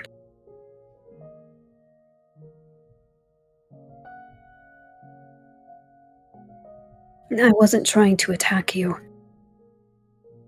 I simply lack the ability to properly empathize with others. I do not understand people. So please, if I say anything that upsets you or makes you uncomfortable, don't assume that was my intention. Sure. Maybe you're hiding it, but maybe you just don't know it yet. But I think you got more empathy than you're letting on. Surely you can't say nothing affects you at all. You are human.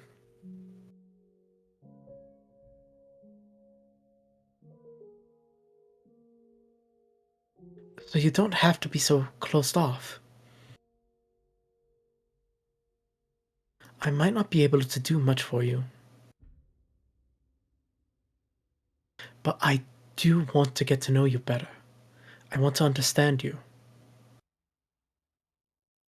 So if you ever feel like you're talking about yourself, just know that you've got an eager pair of ears here.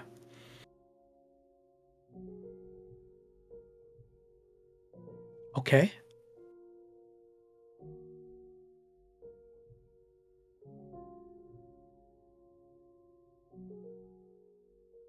If there were ever someone who could understand, who could empathize with me, they would not be human. What do you mean? That you would need to be far removed from any idea of humanity to have a chance at understanding me.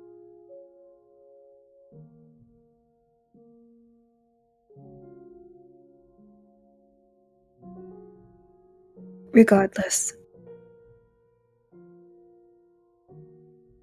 I do appreciate your kind words. Sure.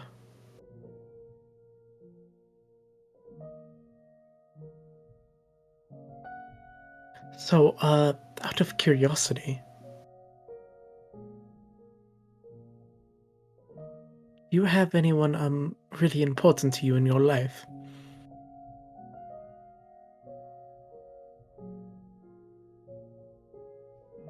Not at the moment.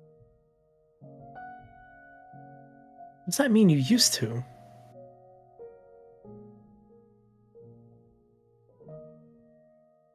Hmm.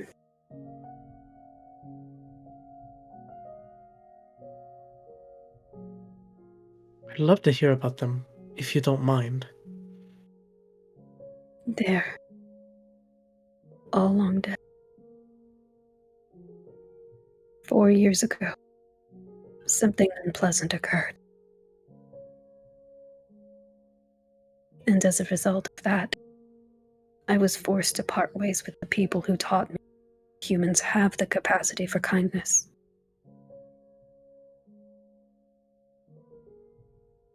Oh, I'm sorry.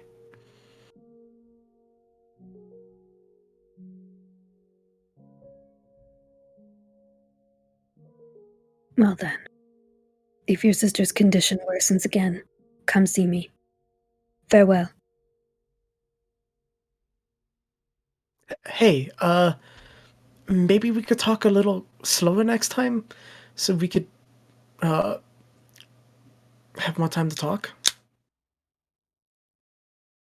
I want to get to know you better.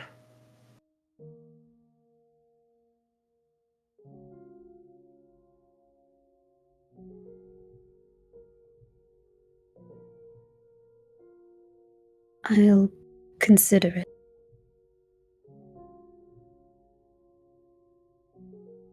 Does it really require that much thought?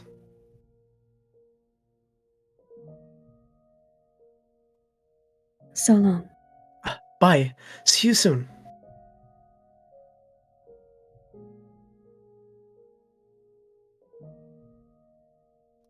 Things continued on like that for a while. Nellie bounced back and forth between getting better and getting worse.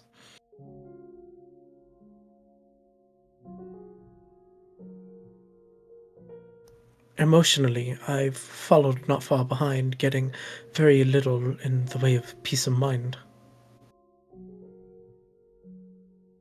Having to spend so much time worrying over and looking over after Nellie was starting to wear me out, even though I knew good and well she had it much worse than me.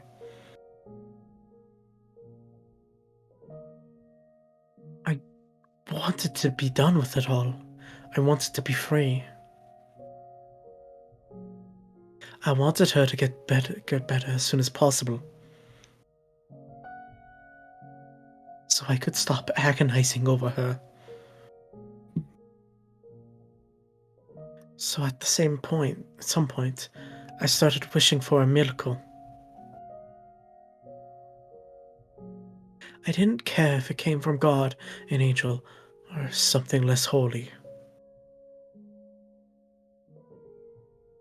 I just wanted someone to cure Nellie and take that weight off my shoulders.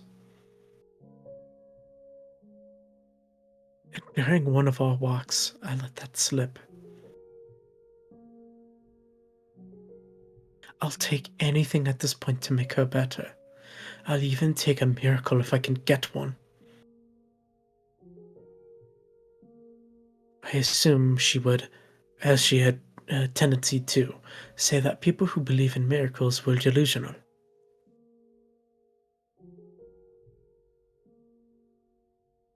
she was, in my mind, very much a realist. Which is why her response surprised me so much.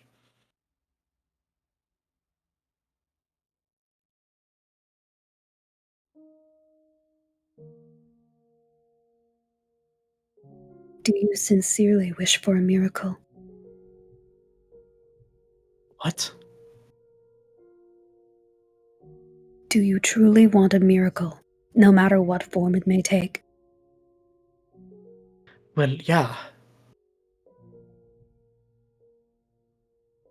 I've tried everything else. God is all I can ask for more help anyway.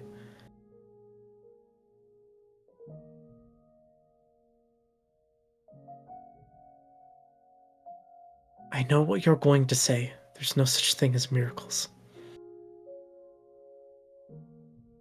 If there were, Nellie would already be better.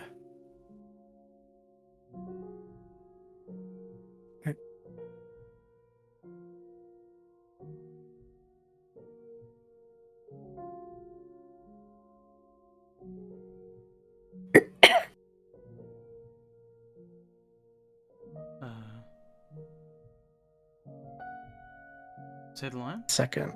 Ah, okay.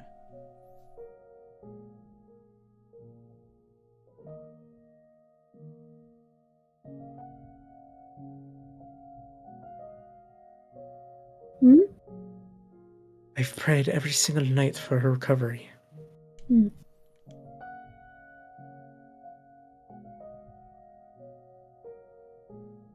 It's all just a delusion, I know. Miracles do exist. What?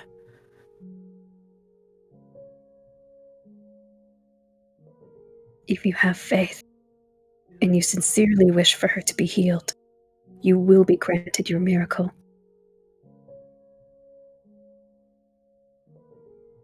What are you talking about, Morgana? You've said many times that you wish to know more about me.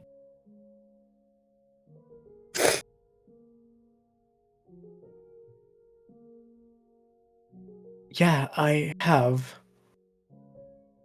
Well, I'll grant you that wish. As you listen to my story, you will come to understand why I said you will never be able to empathize with me. And as you do, hope will sprout within you.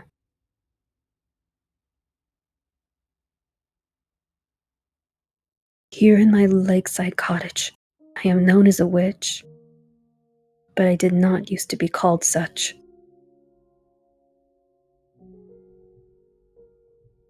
No. I am the daughter of God.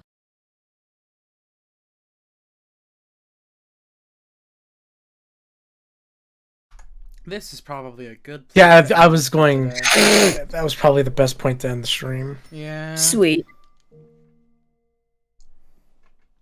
Alrighty. We're ending it on a black screen! You better believe we are, baby. That's the first page of saves. Ooh. Alrighty then. Over 50% black screens confirmed? No, not quite. 6-5. Nut. 1, 2, 3, Nut. 4, 5, 6, Mm. 7, 8, 9, Almost. What happened now? 10, 11. Yeah, we're about 50%. I think I got most of what happened, but I've been so exhausted today. I zoned out hard during a lot of this. Wow. Also, the music is not helping. What do you mean, wow, Con? I am mentally disabled. Wow. How could you? Wow. Somebody clip Wow. that. Yes, clip that and mock me for my disability. I wish I had more garlic bread. Yeah, I have garlic bread. To be I fair, also- everyone agrees that everyone wishes they had more garlic bread. Also, were you lying when you Definitely said this was craving the cookies. comedy episode? What are you talking Yes. about? We just had Fuck, like they Are you saying you weren't just It was flying so through much life? fun last stream. What are you talking about? Damn. Did you not betrayed. find any of this funny? We cooked a bad I pie. was crying my eyes out, you lying Cooked a fuck! bad pie. It talked about stuff. It was great. Yeah, every part of Fata Morgana's a comedy. It is very funny. I really liked when the little girl cried whenever her revelation about her brother being a horrible piece of shit. My mental Look. state is comedy. This is Haha, as got much him. comedy as it is Oedipus. Yeah. Oedipus, what? He's It's a little not bit of a fucking his complex. mom! That's his sister, yeah. Oedipus is the mother. Something I was making a point about it being as funny as Oedipus. I'm sorry. What? It's Sorry? What? fine. You didn't do anything. One, don't react. Two, Con Bone was joking. Oh, yeah, I was joking. Okay, so let me just yawn really loudly into the microphone. And we should probably get started with the post discussion. Does anybody have like significant thoughts, or is it mostly just reactions? Can you hear me? Yeah. Okay, my mic fucked up, so you missed out on some like dumb bullshit, but I don't really have any big brain theories right now. I mean, like, this isn't like a theory, it's just like, I don't know, Oh. what do you Oh, got? one of my anything to reactions? say? Yeah, how You do said it feel? was a real funny, you know, and I thought it was real knee slapper, you know, real gut buster, and you know, really good jerks to come out of the cock, you know, going in all raw, no rubber. Shut up, critical! Alright, Lord, do you have any thoughts for us today that aren't cum jokes? Damn. I'm doing a critical Millet voice. does I have not to do rank a high on cum the joke moist meter. eventually. Hello, I'm putting Fata Morgana in the moist plugging- meter. Plugging, Now this really Fata jerks Morgana. the tears out of my eyes. I mean, Plug- really no, gave my tear glands a chirk. plugging Fata Morgana Real in good the hand moist job. meter. Wait, is that how It's voice not as good as critics Steins speak? Gate, but it's up there. I'm He gonna has give a it very a significant deep voice. Wait, Con, have you never heard what moist critical sounds like? I've only seen the gif of him pulling his arms up and Sounds going. He has a his very voice sounds his voice sounds like someone making fun of another person for having a low voice. Yeah, that's pretty on point, actually, yeah. To have a voice like that. Hey guys, I don't think that's very nice. Does he really have that kind of voice? I'll just find like a video of critical and you can watch him. I've just honestly thought he looked like a failed fuckboy. What? He's a nice guy. Why would you? From all I've heard, he sounds like a He decent looked person. like one. I wouldn't say that That's either. quite Con judging people on appearances. SMA. How dare you, Con? The only thing that I would ever allow you to insult is my height. This is like It's how just like like he's racism Canadian. is a thing. I won't backpedal on this. That Alright, genuinely is my thought, and I'm very sorry for that. You know what? I imagine all of us doing the critical voice, like the fucking dudes who are like went on stage with like the Sharpie beards and shit, going, "Yeah, buddy, here's this award. Yeah, baby." Also, Con, here's a video of critical, just a random one I found. That's what he sounds like. His most recent one? Probably. Anyway, JC, is that just it? Is that your reaction? Yeah, that's my reaction. No, anyway, I think you know what thinking is going to be the job of the next person. Does anybody have any thoughts today? I'm actually quite curious. I have a little bit.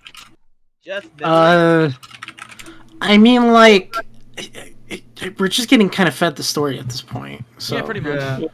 I mean, like, I can't like discern like a greater narrative because the story sat down and said, "I'm going to tell you what happened, so shut the fuck up and listen." Where are your character analysis, my children? What can't- the fuck? Okay, fine. You can't really like get any I thinkers can't. out of this. Mel is a one, whipped you bitch know, because he can't loves his exactly sister. Open the eye. You can't exactly open your third eye and like awaken like the god of Yu-Gi-Oh or some shit. Shut up, AC. We're all still Plugging living B in the in moist the meter, world. I'd give her a solid Yes, Xander, 0. Did someone say needlessly in-depth analysis? So Oh boy, anyways. Noir, what do you have to say? The Ones Who Walk Away from Omelas is a short story by Ursula K. Le Guin. Okay, Won thank the you, Hugo Award Noir. for that story in the year 1974. It's very short in as much as it basically describes a political situation that kind of exists theoretically, of a beautiful city where everyone is happy living in a utopian society that is just by not any particularly clear or well established means is entirely fueled by the misery of one tortured child.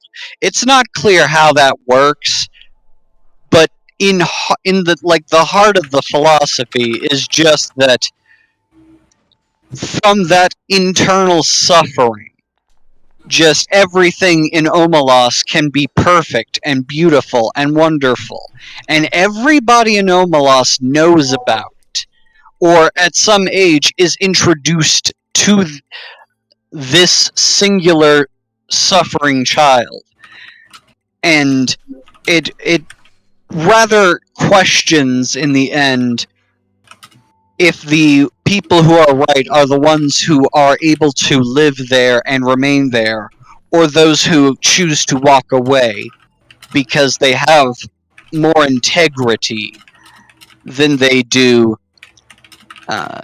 any ability to stomach a world where a thing like this can happen. And I feel like the House in Fata Morgana sort of places Morgana herself into a role like this that sort of establishes that it tries to pluck at a sympathetic heartstring by claiming you can't truly know the opinion and the life of a person that you don't understand without being in their shoes. And it wants to Christmas Carol real hard into showing us how much it's okay to torture someone in a small room and steal all of their blood. And it's maybe not the worst thing in the world. And it's probably going to be a pretty big ask, but I see that they're definitely going to try. Don't type all this down, Roboot. What have you been typing? Yeah, he sounds like a court reporter right now. Yeah, he sounds like a guy going like, "This is his manifesto of why he." Roboot, we could hear you typing the entire time Noir was talking. Oh, sorry. So, like, it sounded like you were writing down everything Noir was saying. It sounds like you were like it was a fucking press conference at a fucking basketball you know game. what? I will Noir, admit, I was Roboot jumping the the gun a resident little bit. stenographer, and Noir the residential hater. No, court magician. Wait, what? You know what? I I was only a court magician. I'll admit I was getting a bit ahead of myself. Noir, that was a very insightful piece of information. Thank you. And it's been logged into the Can't wait to evidence right talk now. about my real opinions on it later. Literally, this is a court case about Noir. This has all been a testimony on his end. Is that everything? Oh, and you got anything in the closet? Well, my sexuality's right out here for everybody to see, so... It's funny you say that whenever I look at Twitter I see made that trending bisexuals. 1, had to do it. 2, I'm going to have to agree with Noir on this one. It seems that the suffering of Morgana is essential for the entire story, in as much as it relies on it as a crux. Like, the story itself would not have happened had Morgana not suffered the entirety of it. Except for others to go ahead and be happy, it's for everyone else to have suffered and be miserable. Morgana... Yeah, thank you, Noir. It's like a web of connections with Morgana at the center. Just at least the central focus, and things just spiral from there. Yeah. You mean like that one Family Guy episode where Meg was the lightning rod for the family? I refuse to Yeah, go ahead it's and talk about not- Family Guy on the stream yeah, ever again. We're not getting into it. I appreciate The it. same fucking episode that was brought up There's during no need. Kumaneko. Let's just move on. It's fine. Moving right along. Moving on. Oh my goodness gracious. That also being said, it's just of the needs of.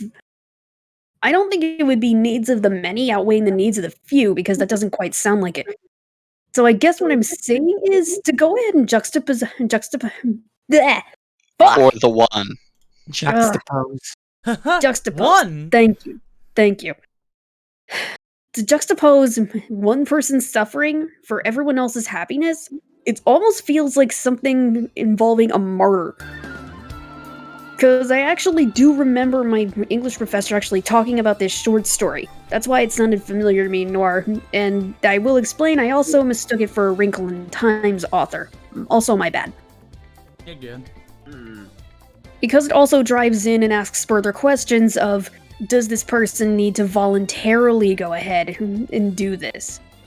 Just to be the one who suffers? Or is it all just at random for this to happen? In case in Fata Morgana, it's mostly just Morgana is unwillingly placed into these situations. And now she's in one that will cost her her life at the expense of everyone else's happiness around her. Or at least that's on the surface level. Everything underneath it is just pure fungus.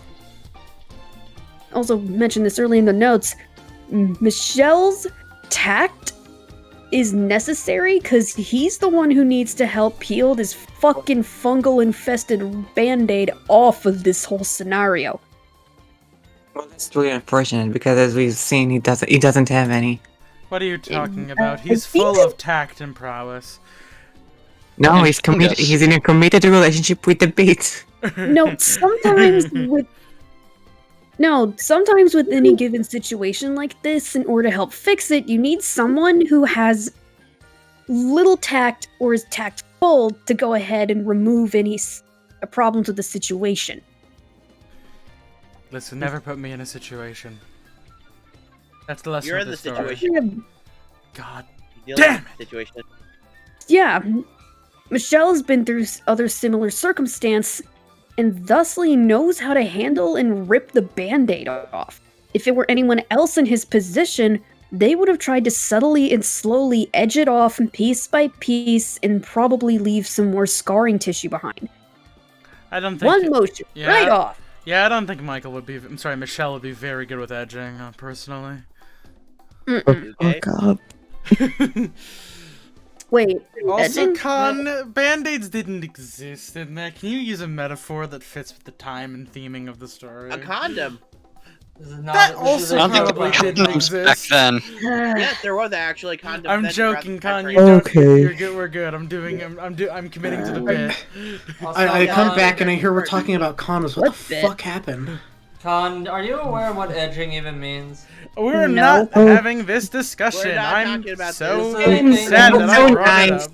Hi, It was class. so nice how Nelly called Michelle her brother. That was so cute and wholesome. That was very That good. is That I very will fun. also say that had me in tears because this is also the past. If it's one thing I've learned from time travel fiction and anything like this, it's probably that he's living in some kind of shadow semblance of the past and he can't change anything. So this means Nellie actually will die in 3 days. And she's literally just been this lonely. She finally opens up to this complete stranger who says he knows her brother. And she says that he's her new big brother. That shit hurts on a multi-dimensional level, man. That shit hurts. Look, sometimes you just need a complete stranger to run up to you and say, I get it. Hey, can I clump you? What? I can't believe Crimson isn't non-clumping. Are you pro or anti-clump? What the fuck is clumping? And he loves more to stuff. Why the does point. it keep More to the happening? point. Oh, More to the point. All right, we got to start nixing the bits. Zaz left due to cringe. At any rate. Yeah, he left like does years anybody ago. do you have more significant things to say, Con? I'm very curious. No, that's basically it. Gotcha, hey. gotcha. Anything else? I got something to say. Oh. Alright, critical, let's go. I'm gonna put this in the moist meter. I have Fata Morgana. Good 90% night, on the moist meter. everybody. Alright, we gotta It's go. actually a pretty good impression. Sorry, baby. Really? I will be What? watching the Yeah, she said- FF14 live letter. Alright, Have fun with that. I think we're done, right, Orange? Yeah, we're done. Wait. Good night, Alright, everybody. we gotta go. I hope you, Alright, Good night. I hope you had a good Well, day. Good night, everybody. Everyone's having a Bye-bye. We gotta Welcome teach to Con full about edging. bye. Goodbye. No, she's Wait, no. what?